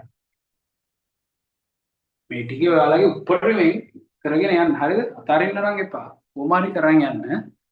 ලස්සන රිසල්ට් එකක් ඕන නම් උඩරිමෙන් වැඩ කරන්න. මහන්සි වෙන්න. මහන්සි වෙන තරමට ඔයාලට ප්‍රතිඵල තියෙන්නේ. හරි? මෙහෙම අතාරින්න ලෑස්ති වෙන්න එපා. අපෝ දැන් මට බෑ. දැන් ටයිම් නැහැ. එහෙම කියලා. එහෙම නැහැ. උඩරිම කරන්න. හරිද?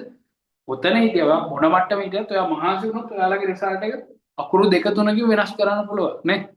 S මට්ටමේ ඉන්නවනම් හොඳට මහන්සි වුණොත් C එකකට B එකට යන්න හොඳටම ඇති මේ කාලේ. හැබැයි හොඳට මහන්සි වෙලා වැඩ ටික කරන්න ලස්සනට. හරි. ඊළඟ ගන්නට යන්න. නේද? ඊළඟ එකට යන්න. හරි. මොකක්ද අපි ඊළඟට තියෙන්නේ? දිගංශය සම්බන්ධ ගාන නේද? 21. මෙහෙම රූපයක් ටිකක් තියෙනවා. මෙතන P, මෙතන A, මේක B, මෙතන S.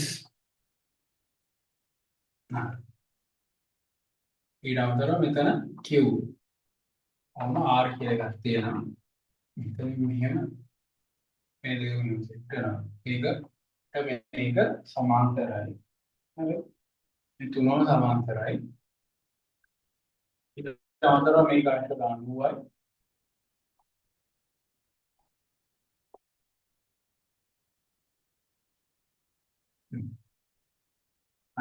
ඊට අමතරව දීලා තියෙනවා මෙතන 25යි. මෙතන 25යි. ඊට අමතරව මෙතන 20යි. ওই ටික දීලා තියෙනවා නේද? දීලා ওই ටික දීලා අපෙන් අහන්නේ මොකද්ද? ඒ පෙළෙන හරිද? Q වලින් ඒ කියන්නේ මෙන්න මේ Q වලින් බැලුවම මෙන්න මේ ඒ පේන කෝණයේ විශාලත්වය අහන්නේ. හරිම ලේසි. තප්පරයක්වත් යන්නේ නැහැ. Q වලින් බැලුවම ඒ පේන කෝණයේ විශාලත්වයෙන් මම මෙහෙම මෙච්චර රූප සටහන සංකීර්ණ කරගන්න නැතුව මේ Q මේක R මේ Q වලින් මේ A මෙන්න මේ කෝණය නේද අහන්නේ අවරෝහණ කෝණය මතක ඇතිනේ අවරෝහණ කෝණය කියනකොට ඉහළ සිට පහළටනේ අදාළ ලක්ෂයත් එක්ක අපි මනින්නේ අන්න ඒ කෝණය තමයි අහන්නේ නේද මෙන්න මේ කෝණය ඔයාලා හොයාගත්තා නම් උත්තරේ ඇවිල්ලා නේ ඒ කෝණය කියන්නේ මෙන්න මෙතන නම් මෙන්න මේ සම්පූර්ණ ලොකු කෝණ නේ ලොකු කෝණයෙන් අපි ටිකක් ගන්නවා කීයද අංශක 20යි කියලා ගානේ ගත්තයක් විදිහටම දීලා තියෙනවා එහෙනම් අපිට ඕන මෙන්න මේ ටික නේද මෙන්න මේ ටික තමයි මේ කෝණය අගේ තමයි අපි ඕන දැන් බලන්නකෝ කොහොමම බලන්නකෝ දැන් මෙතන මේ RQ ට PS මේ RQ නම් මේ RQ නම් හරිද කොහොමම බලන්නකෝ මේ PS නම් ඔයාලට දීලා දෙනවා මෙතන අංශක 25යි කියලා නේ RQ ට PS සමාන්තර නම් මේ Z හැඩේ කෝණ Z හැඩේ කෝණ එහෙනම් මෙතනත් අනිවාර්යයෙන්ම अंशक 25 එන්න ඕන හේතුව ඇයි ඒකාන්තර කෝණ නේ එහෙනම් මෙතන අංශක 25යි අපි දන්නවා ඇයි මෙතන අංශක 25යි මේ දෙන්න සමාන්තර එහෙනම් මේ මෙතන කෝණයට මෙතන කෝණයගේ සමානයි මේක අංශක 25යි නම් මෙතන අංශක 25යි දැන් අපෙන් අහන්නේ අපේ ගාන හදලා ඉවරයි නේද Q වලට A පේන කෝණයේ විශාලත්වයනේ Q ට A පේන කෝණයේ විශාලත්වය අහන්නේ ඒ කියන්නේ මෙන්න මේ සමස්ත කෝණයේ විශාලත්වය. සමස්ත කෝණයේ විශාලත්වය කියන්නේ කොහොමද? अंशक 25 ධන अंशक 20 සමානයි अंशक 45යි. පැහැදිලිද? හරි. ටක් ගාලා මට කියන්නකෝ වැඩේ තේරුණාද කියලා. තේරුණා නම් ඒ ටික මට ටක් ගාලා කියන්න. අනෙක් කට්ටිය මේ පැහැදිලිව දාගන්න. මේ කෝණ ලකුණු කරන ඒවා පොඩ්ඩක් නිරවුල්ව කරන්න.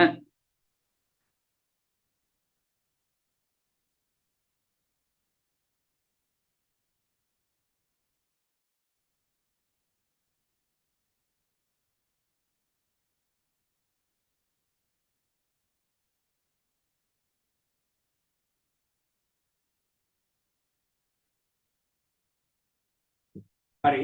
ආයි චුට්ටක් කියලා දෙන්නද? ආයි මම කියන්නම්කෝ. හරි. දැන් එයා හොඳට අහගන්න. හරිද?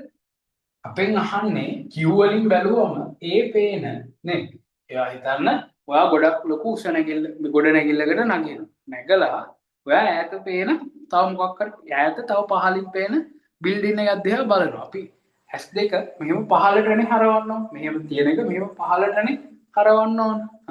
එහෙනම් මෙහෙම පහළට හරවන්න ඕන නම් හරිද? මොකක්ද අපි මේක කරන්න ඕන නේද? මෙහෙම පහළට හරවන්න ඕනනේ. අන්න ඒ දෙකේම සංසිද්ධියන්නේ මෙතනක් වෙලා තියෙන්නේ. මෙන්න මේ Q වල ඉඳන් A බලන්න ඕන. බලන්න ඕන කොහොමද? මෙන්න මේ කෝණය නේද අපෙන් අහන්නේ සමස්ත කෝණයනේ. ඔන්න සමස්ත කෝණය තමයි අහන්නේ අපෙන් නේද? මේ සමස්ත කෝණය අහනවා නම් අපි දැනටවත් දන්නවා මෙන්න මෙතන මේ කෝණය. ඒ කියන්නේ PQA කියන කෝණය අපි දන්නවා. අංශක 20යි කියලා. එහෙනම් අපිට තව ඕන PQR කියන කෝණයක් දැනගත්තා නම් ඔය අවරෝහණ කෝණය එනවා නේද? ඔය අවරෝහණ කෝණය හරිද? කියන්නේ මොකක්ද? PQR කෝණය දන්න PQA කෝණය නේද? දැන් PQR කෝණය අපි තාම දන්නේ නැහැ. හරිද? ඒක දන්නේ නැහැ.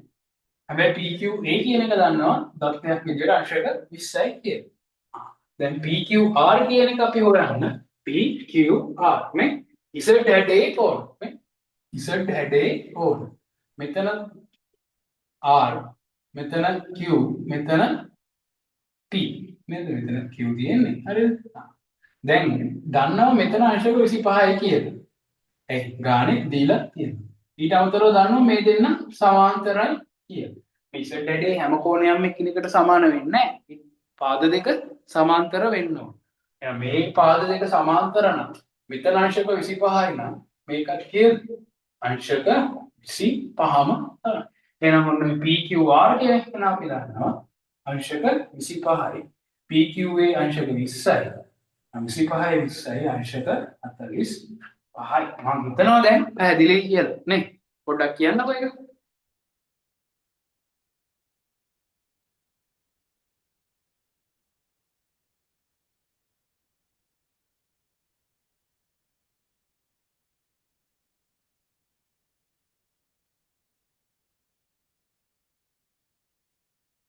මෙහෙමයි. ඔතන ඇස් මට්ටමට ඉහළින් පනින්නත් පුළුවන්, පහළින් මනින්නත් පුළුවන්. දැන් අපිට හැබැයි මේ ගානේ හම්බ වෙලා තියෙන්නේ ඇස් මට්ටමට පහළින් නේද?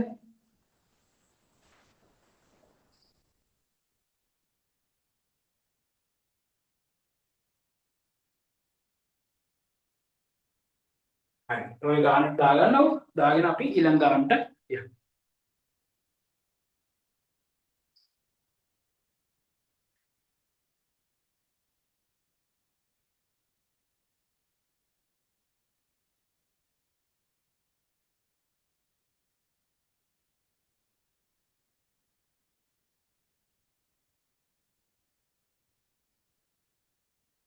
ඉවර නම් ඉවරයි කියලා මැසේජ් එකක් දාන්න.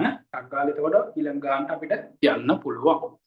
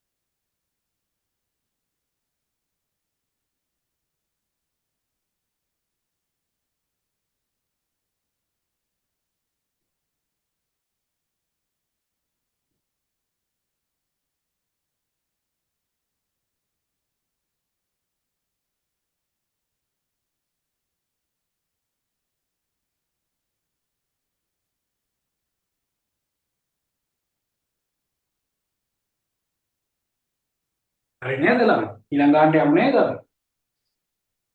මේක වහන්නද?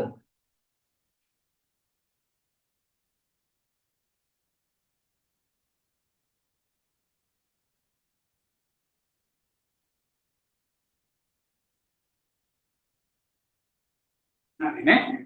මම හිතනවා ඉවරයි කියලා. එහෙනම් ඊළඟ එකට යමු.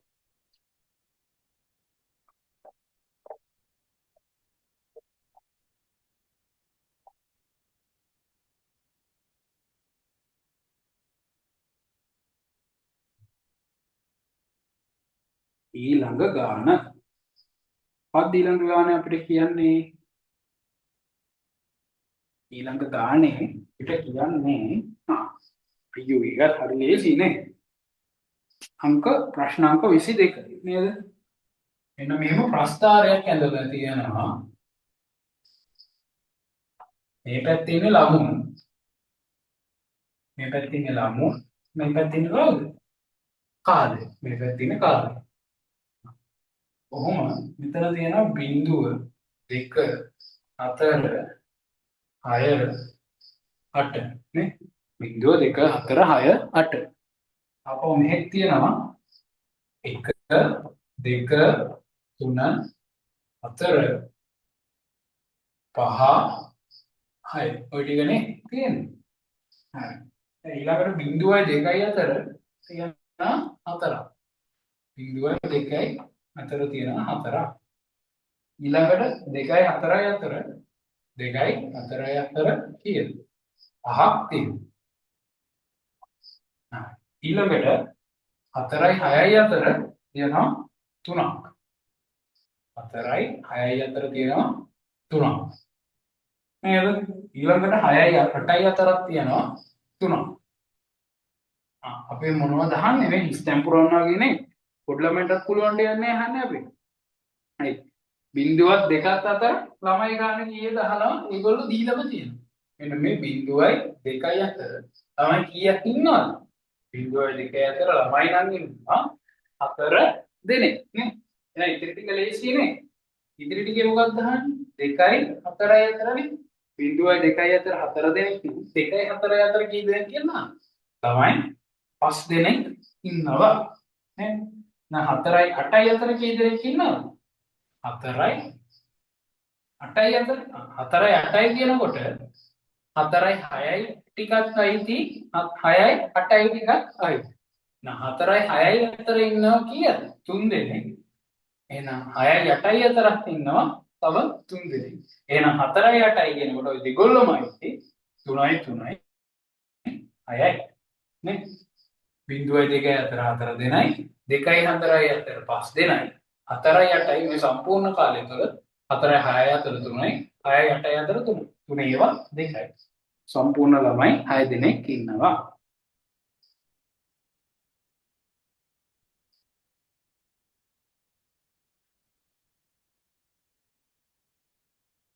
ඉක්මනට මේ ටික දාගෙන මට ටක් ගාලා මැසේජ් එකක් දාන්න ඉවරයි කියලා. ඊළඟ ගානට කොහොම හරි මේ ටික අපි ඉවර කරගමුද?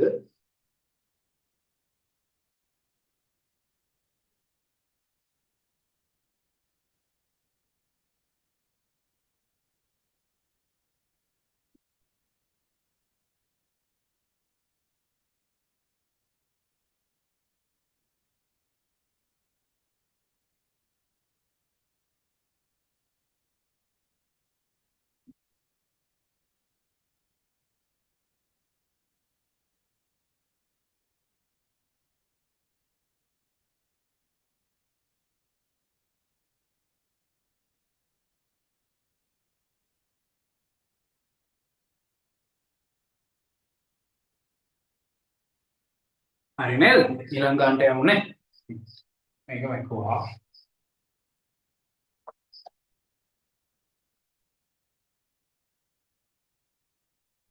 හරි.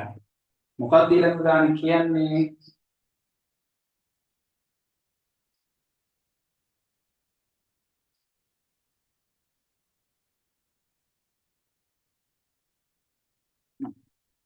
හරි යට ටික පේන්නේ නැත්නම් මම මේ හරිය ලියන්නම්. ආවට ඔස්සලා. හරිද? ඊළඟ ගානේ අපිට කියන්නේ ජ්‍යාමිතිය ගානක් නේද? මම ඉස්සෙල් රූපය අඳ ගන්නම්. මේවට බය වෙන්න එපා. හරිද? මේක ඔයාලා දන්න එකෙන් සෑහෙන ලොකු මැච් එකක් ගහන්න පුළුවන්.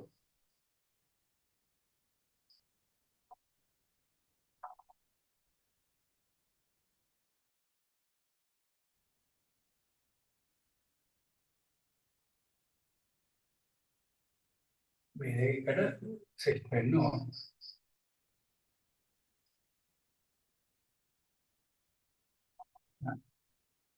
කොහොම ඊළඟට මේකෙන් එනවා. එහෙම.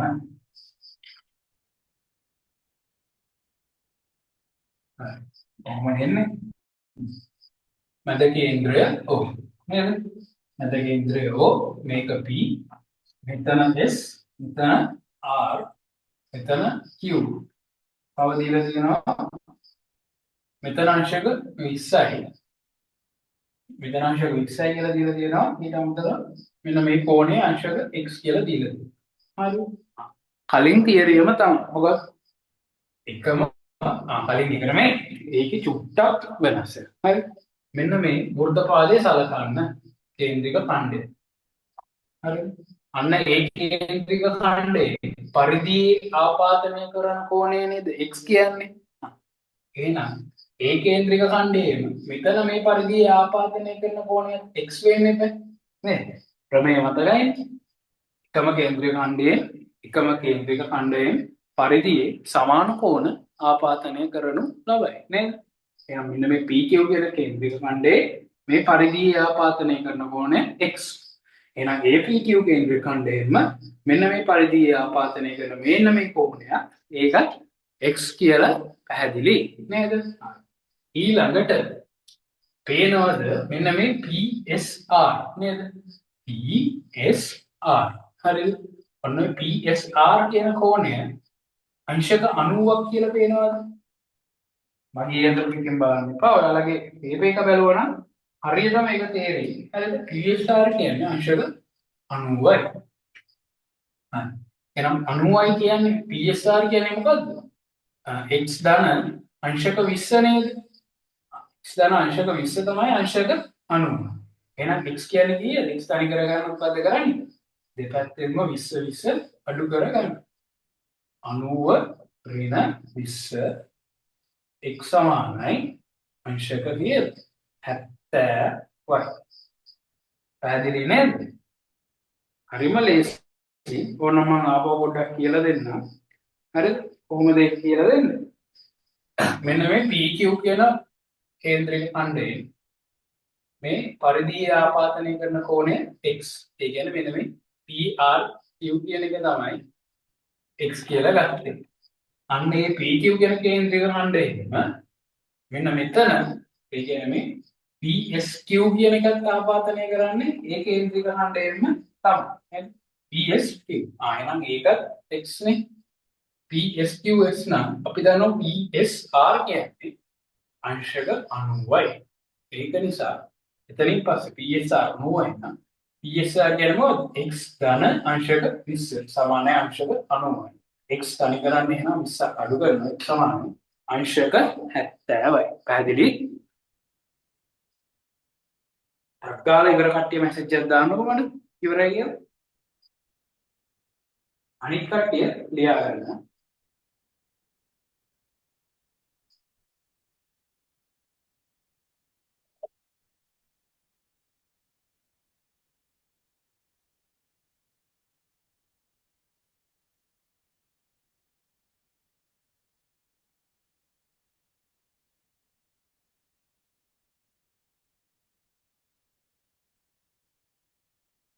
කාලේ ඉවරන ගමන් ටක් ගාලා දාන්නකො ඉවරයි කියලා. හරි. එතකොට අපිට ඊළඟට යන්න පුළුවන්.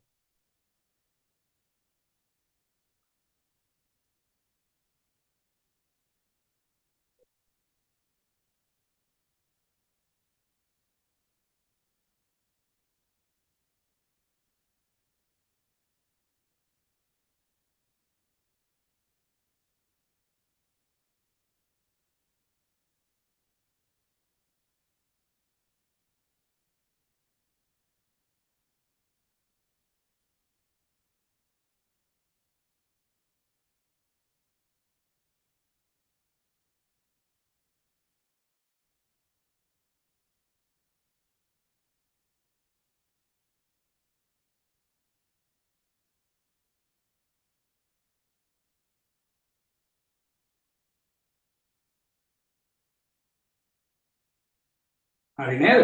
ඉවරයිද? ඉවරන අපි ඊළඟට යමු නේද?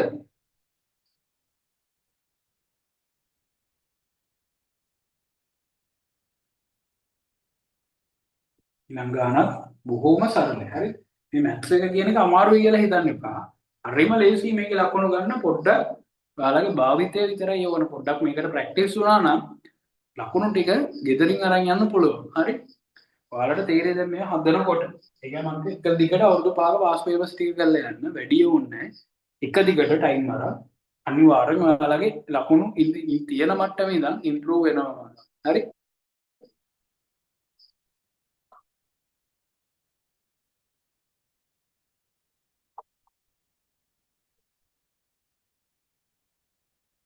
හරි.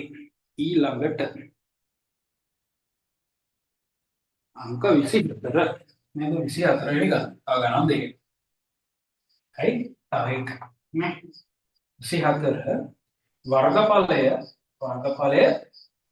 240ක් වර්ග සෙන්ටිමීටර වූ ත්‍රිකෝණාකාර හරස්කඩක් සහිත ඝන ඍජු ප්‍රිස්මය. නේ ප්‍රිස්මය හරිද? මෙන්න මෙහෙම ත්‍රිකෝණාකාර හරස්කඩක් තියෙන ප්‍රිස්මය. නේ කොහමනේ ප්‍රිස්මයක් තියෙන්නේ? එතකොට ත්‍රිකෝණාකාර හරස්කඩක් තියෙන ඝන ඍජු ප්‍රිස්මය නේද? ඔක අපි කොහොම පුරුදු නෑ ඔයාලට. අනිත් පැත්ත ගහලානේ පුරුදු වෙනවද? ඔන්න ඔහොම එකක් නේ ඔයාලට පුරුදු. ඔන්න ඔය ප්‍රිස්මයේ අපිට දීලා තියෙනවා වර්ගඵලය. මෙන්න මේ ත්‍රිකෝණයේ වර්ගඵලය දීලා තියෙනවා කීයක්?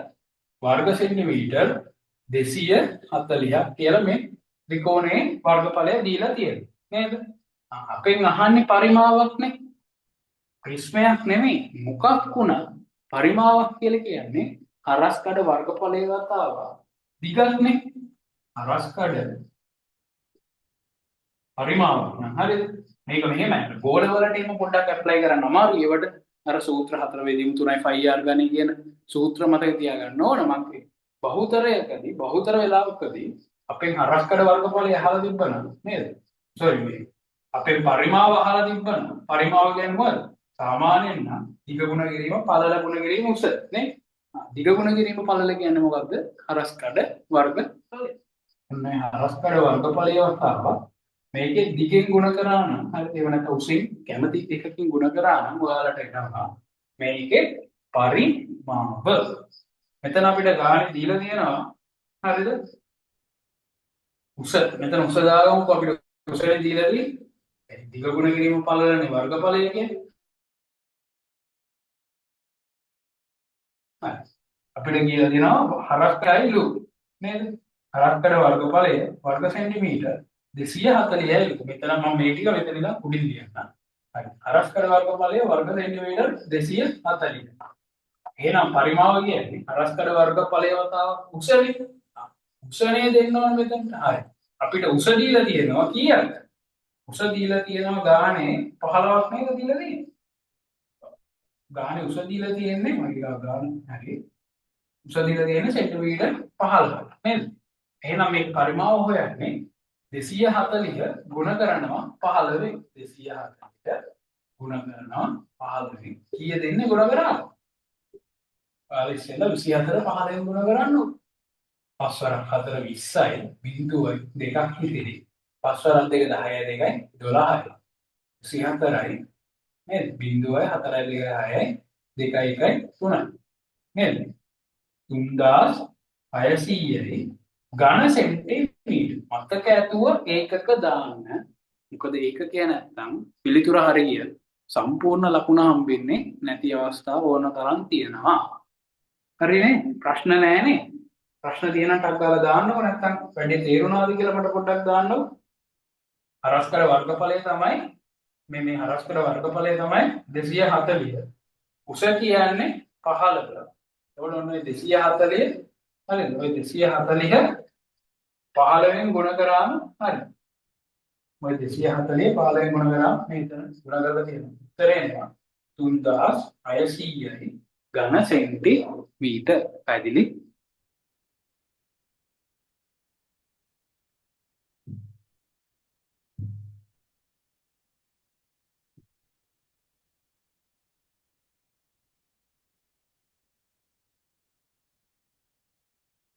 මට අග්ගාලි ඉවර නම් මැසේජ් එකක් දාන්නකො ඉවරයි කියලා.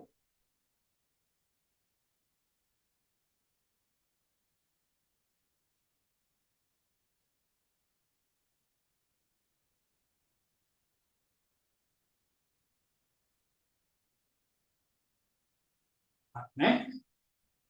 එහෙනම් චූටි වෙලාවක් දෙමු අනිත් කටේට ලියාගන්න. ඊළඟ ගානටත් අපි යමු.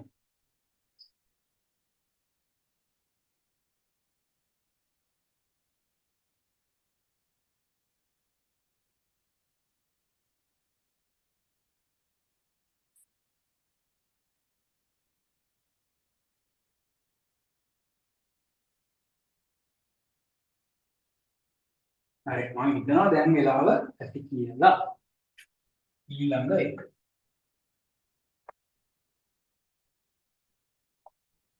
අන්තිම ගාන. ඊට පස්සේ අපිට වෙලාව ඉතුරු වෙනවනේ. ඒ නිසා අපි භාග ගාන හදලම යමු. හරි. මහන්සි නෑනේ.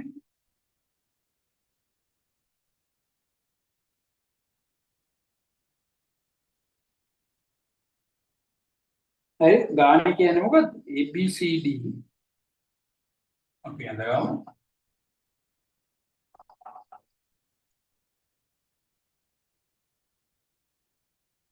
A B C D ABCD හරිද? ඊට අමතරව දීලා තියෙනවා එන්න මේ සම්පූර්ණ දිග සෙන්ටිමීටර් 10යි. එන්න මේ දිග සෙන්ටිමීටර් 7යි. ඔය ටිකනේ කියලා තියෙන්නේ.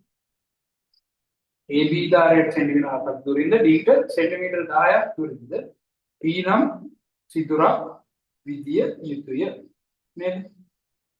මෙන්න මේ AB කියන ධාරයට මේ AB කියන ධාරයට සෙන්ටිමීටර් 7ක් දුරින්ද D ට මෙන්න මේ D ට සෙන්ටිමීටර් 10ක් දුරින්ද සිදුරක් විදිය යුතුය. P ලක්ෂය සොයා ගන්නා ආකාරය දල රූප සටහනකින් දක්වන්න. P ලක්ෂය හොයන ආකාරය දල රූප සටහනකින් දක්වන්න තමයි අපිට තියෙන්නේ. කොහොමද අපි ඕක කරන්නේ නේද? අපි දන්නවා හරිද? මෙහෙමනේ උතන හදන්න තියෙන්නේ. දැන් මෙතන මෙන්න මේ දිග අපිට ගන්න පුළුවන් නේද සෙන්ටිමීටර් 3ක් කියලා. මෙන්න මේ d වල ඉඳන් සෙන්ටිමීටර් කීයක් දුරින්ද එන්න ඕන? d වල ඉඳන් සෙන්ටිමීටර් 10ක් දුරින් නේද අපිට එන්න ඕන p ලක්ෂය. d වල ඉඳන් සෙන්ටිමීටර් 10ක් දුරින් එන්න එක්ක p තියෙන්න ඕන මෙන්න මෙහෙ. නේ? මෙන්න මෙහෙම සෙන්ටිමීටර් 10ක් දුරින්. එහෙම නැත්නම් p තියෙන්න ඕන මේ වගේ තමයි. නේද? සෙන්ටිමීටර් 10ක් දුරින් කියනවනම්. එහෙනම් ඔයාලට පැහැදිලි නේද? මෙන්න මේ සමස්ත දිග අපිට දීලා නෑ එතන අරන් දෙන්න ඕන. මේ සමස්ත AB කියලා දිග ඔයාලා 12ක් වගේ දාගන්නවා. 12ක් කියලා ගත්තේ මේ ඍජු කෝණාශ්‍රය. හරිද? දිග වැඩි වෙන්නේ මෙයා පල්ලලට වැඩි. අන්න ඒ නිසා ගත්තේ. හරිද? එහෙනම් මෙතන 12ක් 15ක් කැමති හැටියට දාගන්න. ඒක අවුලක් නෑ මට හිතුනේ 12. හරිද? එතකොට ඔයාලට සෙන්ටිමීටර් D වල ඉඳන් අඳින්න ඕන කීයද? සෙන්ටිමීටර් 10ක් දුරින්නේ. අපි දන්නවා දැන් මේ හරියෙන් නම් පුළුවන්. හැබැයි අපිට කලින් එලිම අඳින්න පුළුවන්. මෙන්න මෙහෙම රේඛාවක් යනකොට නේද? මෙන්න මේ දුර සෙන්ටිමීටර් 10යි. D වල ඉඳන් මෙතනට. ඒක හමු වන තැන අපිට ගන්න පුළුවන් P කියලා. අවශ්‍ය නම් පයිතගරස් දාලා හොයන්න පුළුවන්. මොකද අවශ්‍ය නැහැ එහෙම. 10 වර්ගය සමානයි 3 වර්ගය ධන x කියලා ගමුකෝ මේ දුර. ඒකේ වර්ගය. දැන් 10 වර්ගය 100යි 100 ඍණ 3 වර්ගය 9යි සමානයි x වර්ග. x වර්ග සමානයි කීයද? 109 ගියාම 91යි. x සමානයි 91 වර්ග මූල. නේ? ඇහුවනම් එහෙම තමයි අහන්නේ. නැත්නම් නිර්මාණය නම් මෙතන ඉඳන් සෙන්ටිමීටර 10ක් දුරින් ওই ලක්ෂ දෙක හමු වෙන තැන. නේ? මම හිතනවා වැඩේ පැහැදිලි කියලා.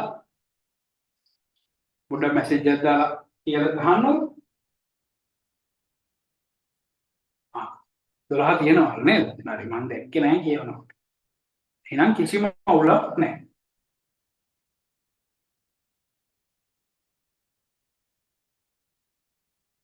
අපි ඉක්මනට භාග ගන්නත් කතා කරමු නේද?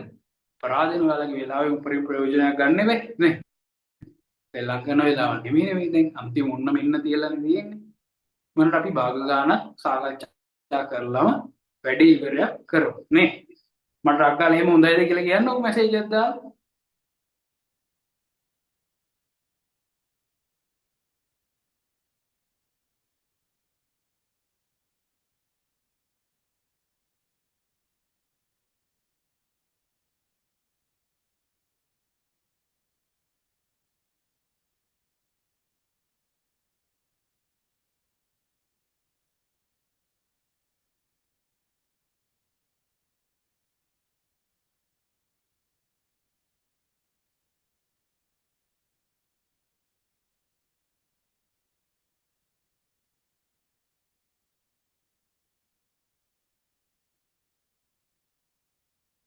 හරි ළමයි එහෙනම් අපි ෆස්ට් පාර්ට් එක සම්පූර්ණයෙන් ඉවරයි. හරිද? හරියට හැදුවනම් ලකුණු කීයද? ලකුණු 50ක් නේ. 25 ඒවානේ. 25 ඒවා ලකුණු දෙක වගේ ලකුණු 50ක් ඇවිල්ලා. ඊළඟ පේපරේට ලකුණු 50න් තව 25ක් ගත්තා නම් ඔයාලගේ ඒ සිහිනය සැබෑ වෙනවා නේ. 25න් 50 25 නෙවෙයි. ගන්න පුළුවන් 45 පැනලා නේ. ඒ ගානට ප්‍රැක්ටිස් වෙන්න. හරිද? ඊළඟට ඉවෙන්න එපා හරිද? තාම වැඩේ ඉවර නෑ. තා පොඩ්ඩකින් ඉවරයි. තකන් ඉන්න. බලන්නකො B කොටස part B. හරිද? B කොටස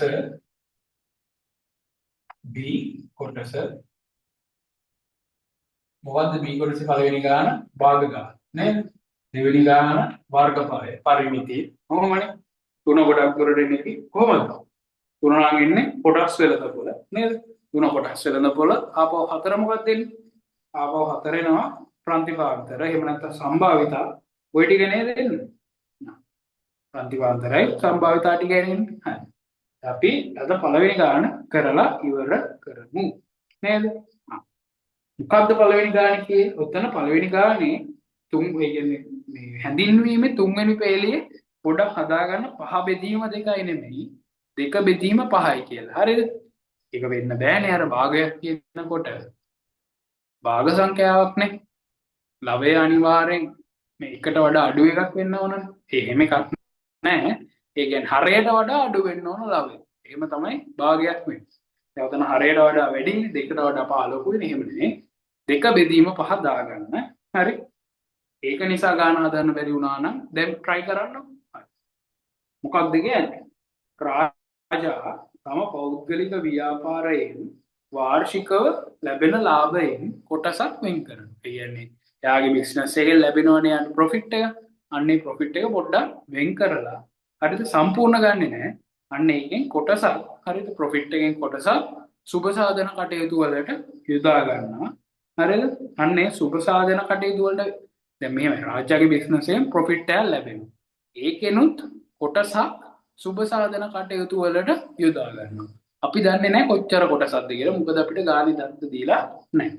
ඊට අමතරව අපිට කියනවා සුබ සාධන කටයුතු වලට යොදාගත් කොටසින් තුනෙන් එකක් ආගමික කටයුතු වලට, හතරෙන් එකක් අධ්‍යාපන කටයුතු වලට යොදනවා. එතනින් එහාට අපිට ගාණ හදන්න පුළුවන් නේද? මෙහෙම. අර නිකන් කිව්වොත් මේ ඉන්නේ රාජා. හරිද? රාජා. හරිද? මේ එයාට ලැබෙන ලාභය. මේ එයාට ලැබෙන ලාභය. ඕක කොටස් වලට බෙදන්න පුළුවන් නේ. මේ එක කොටසක් ගත්තොත් සුබ සාධන නේද? සුබ සාධන වලට කොටසක් වෙන් කරනවා. මේවා අපි දන්නේ නැහැ මොනවද. මෙන්න මේකේනොත් හරිද? සුබ සාධන වලින් හරිද? තුනෙන් එකක්. තුනෙන් එකක් වෙන් කරනවා මොනවද? ආගමික වලට. ඊට අමතරව සුබ සාධන වලින්ම හතරෙන් එකක් වෙන් කරනවා අධ්‍යාපන වලට. ඔය දෙක අධ්‍යාපන වල. ඊට පස්සේ දැන් සුබ සාධන වලට වෙන් කරන කොටස ඒකෙන් තුනෙන් එකක් වෙන් කර ආගමික, හතරෙන් එකක් අධ්‍යාපන. ඊට පස්සේ තව කොටසක් තියෙනවනේ. මෙන්න මේ ඉතිරි කොටස තව එකක් තියෙනවනේ. අන්න ඒ කොටසෙන් පහෙන් දෙකක් මේවා කරනවා ස්වේච්ඡා සංවිධාන. ඔන්න ඕක තමයි මේකේ මෙන්න මේ භාග ගානේ ගලා යාම ඔන්න මේ රාජා. හරිද?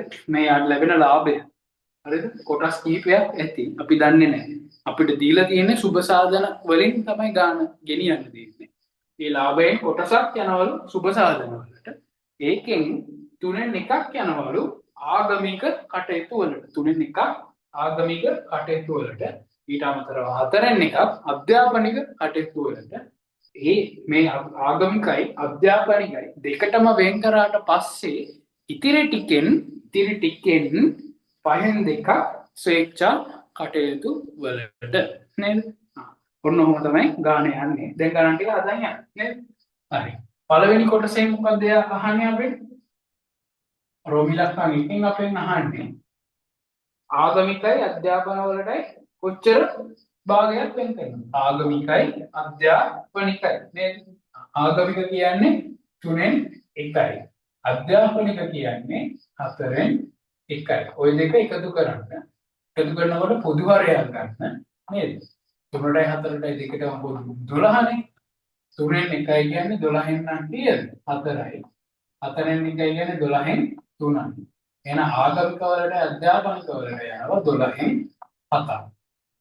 පැහැදිලිද? ආගමික වලටයි අධ්‍යාපනික වලටයි යනවා 12න් 7යි. දෙක හරිද?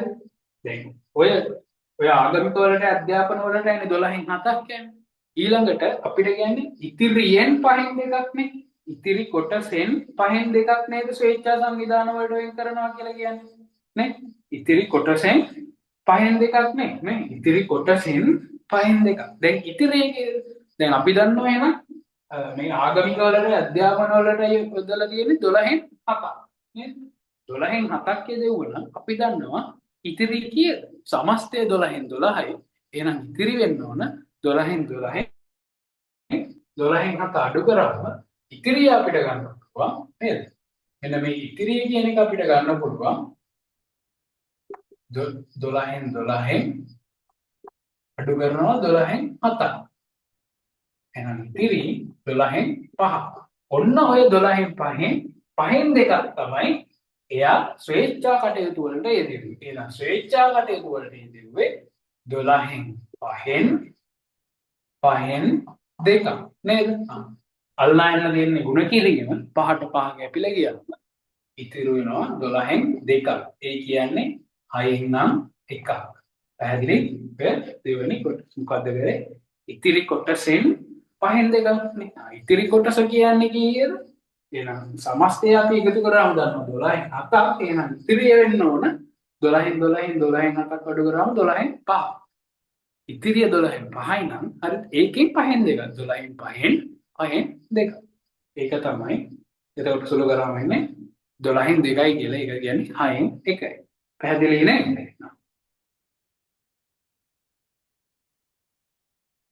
ඊළඟට ඊළඟ කොටස අපෙන් අහන්නේ මොකද්ද?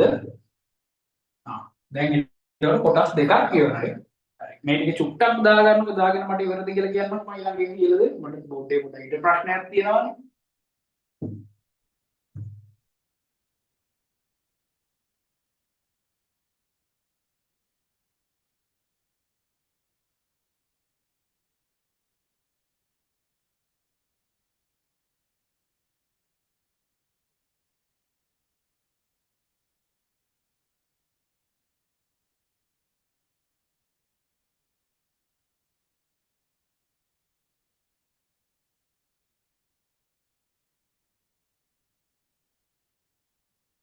හරි. එහෙනම් මම මේ ටික පොඩ්ඩක් මකා ගන්නම්. මෙන්න මේ චුට්ට හරිද? ටික ගන්නවා.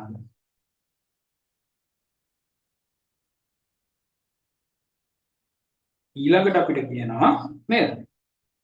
ආගමික අධ්‍යාපන කටයුතු මෙන්ම ස්වේච්ඡා සංවිධාන සඳහා මුදල් වෙන් කළ පසු තව 30000ක් ඉතිරි වෙනවලු නේද? ආගමික ආගමික නේද? මෙන්න මේ ආගමිකයි අධ්‍යාපනිකයි එකතුව නේද 12න් 7 කියන්නේ. එහෙනම් ආගමිකයි අධ්‍යාපනිකයි කියන්නේ 12න් 7යි. ස්වේච්ඡා කියන්නේ කීයද? 12න් 2යි. ඒ ඔක්කොම එකතුව කීයද? 12න් 9ක් නේ. දැන් තව ඉතිරි වෙනවනේ සුබ සාධන වලින්. එහෙනම් ඉතිරිය කියන්නේ මේ 12න් 7 කියලා ගත්තේ මොකද්ද? ආගමික ධන ආගමික ධන අධ්‍යාපනික. ඒක මම කෙලින්ම ගත්තේ අපි කලින් ගානේ ඒක අපි හදලා. නේද? මේ 12න් 2 කියලා ගත්තේ ස්වේච්ඡා සංවිධාන. එහෙනම් ওই දෙකටම ගියාම ඉතිරි ටික අපි ගන්නෙ ওই දෙකේම එකතුව. නේද? ඒ කියන්නේ 1 ඍණ 12න් 9.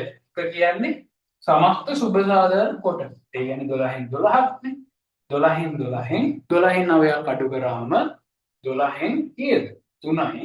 ඒ කියන්නේ මේක තව සරල කරාම කීයද?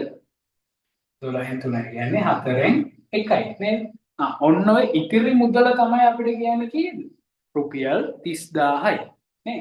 එහෙනම් ඉතිරි මුදල 30000 නම් අපිට අහන්නේ ස්වේච්ඡා සංවිධාන මේ සුබ සාධන කටයුතු සඳහා වෙන් කළ මුළු මුදල කියලානේ.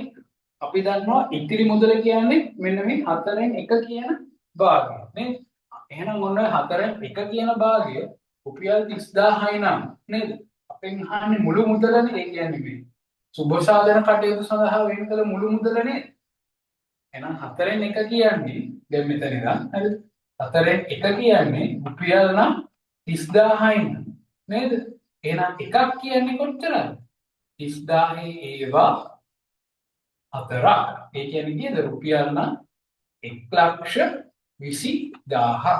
ඔන්න ඔය 1,20,000ක් තමයි මෙන්න මේ රාජා එයාගේ සැලරි ඒ කියන්නේ මේ බිස්නස් එකෙන් ලැබෙච්ච ප්‍රොෆිට් එකෙන් සුබ සාධන කටයුතු වලට රුපියල් 1,20,000ක් වෙන් කරලා තියෙනවා.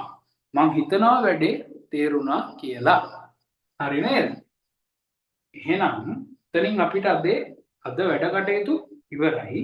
මට පොඩ්ඩක් ඔයාලගේ අයිඩියා එක දෙන්නකෝ වැඩේ අද තේරුණාද කියලා පොඩ්ඩක් මැසේජ් එකක් හැමෝම අද හිටපු හැමෝම මැසේජ් එකක් දාගෙන යන්නකෝ මට වැඩේ කොහොමද කියලා. අනිත් කට්ටිය හදපු නැති කට්ටිය වැඩේ ලියා ගන්න.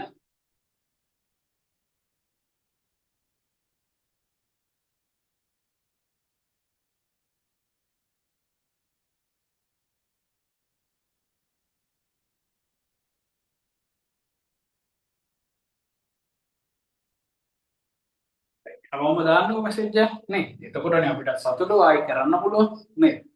මේක තේරුම් නැත්නම් ආයි පොඩ්ඩක් බලා ගන්න. අපිට කියනවා ආගමිකයි අධ්‍යාපනිකයි තව ස්වේච්ඡාවලටයි වෙන් කරන මුළු මුදල අපි හොයන්න. මුළු භාගය හොයන්න. හරිද? මේ මුළු භාගය තමයි ඒ දෙක එකතුව 12න් 9ක්. හරිද? අන්නේ 12න් 9 එන ඉතිරිය කියන්නේ මෙන්න මේ සමස්ත ගානින් මේ 12න් 9 අඩු කරාම ඒ කියන්නේ 12න් 3ක්. එහෙම නැත්නම් 4න් 1ක්. ඔන්න ඔය 4න් 1 සමානයි රුපියල් 30000. එන එකක් කියන්නේ මේ වගේ 4 ගුණයක්. 1,20,000යි. හරි. ආපහු හෙට නෑ. ආපහු තියෙන්නේ ලබන සතියේ අඟහරුවාද. ගොඩක් දුරට අඟහරුවාදා. ටෙලිග්‍රෑම් channel එකත් එක්ක වැඩේ ඔයාලා ඉන්නකො සම්බන්ධ වෙලා. හරිද? ආයෙ ලබන අඟහරුවාද මේක සම්පූර්ණ ඉවර කරලා දාමු. සම්පූර්ණ කියන්නේ ඔය පාර්ට් එක ඉවර කරලා මේ රචනාවලටත් අපි බහිමු වැඩි. හොඳයි නේ? හැමෝටම තේරුණා කියලා හිතනවා. හරිද? එහෙනම් හොඳට වැඩ කරන්න. හරිද? හොඳට වැඩ කරන්න හැමෝම වැඩේ අතාරින්න නැතුව සුපිරියට කරගෙන යන්න. ප්‍රශ්න නැහැනේ. තව ප්‍රශ්න තියෙද? ප්‍රශ්න තියෙනම් දාන්නකො.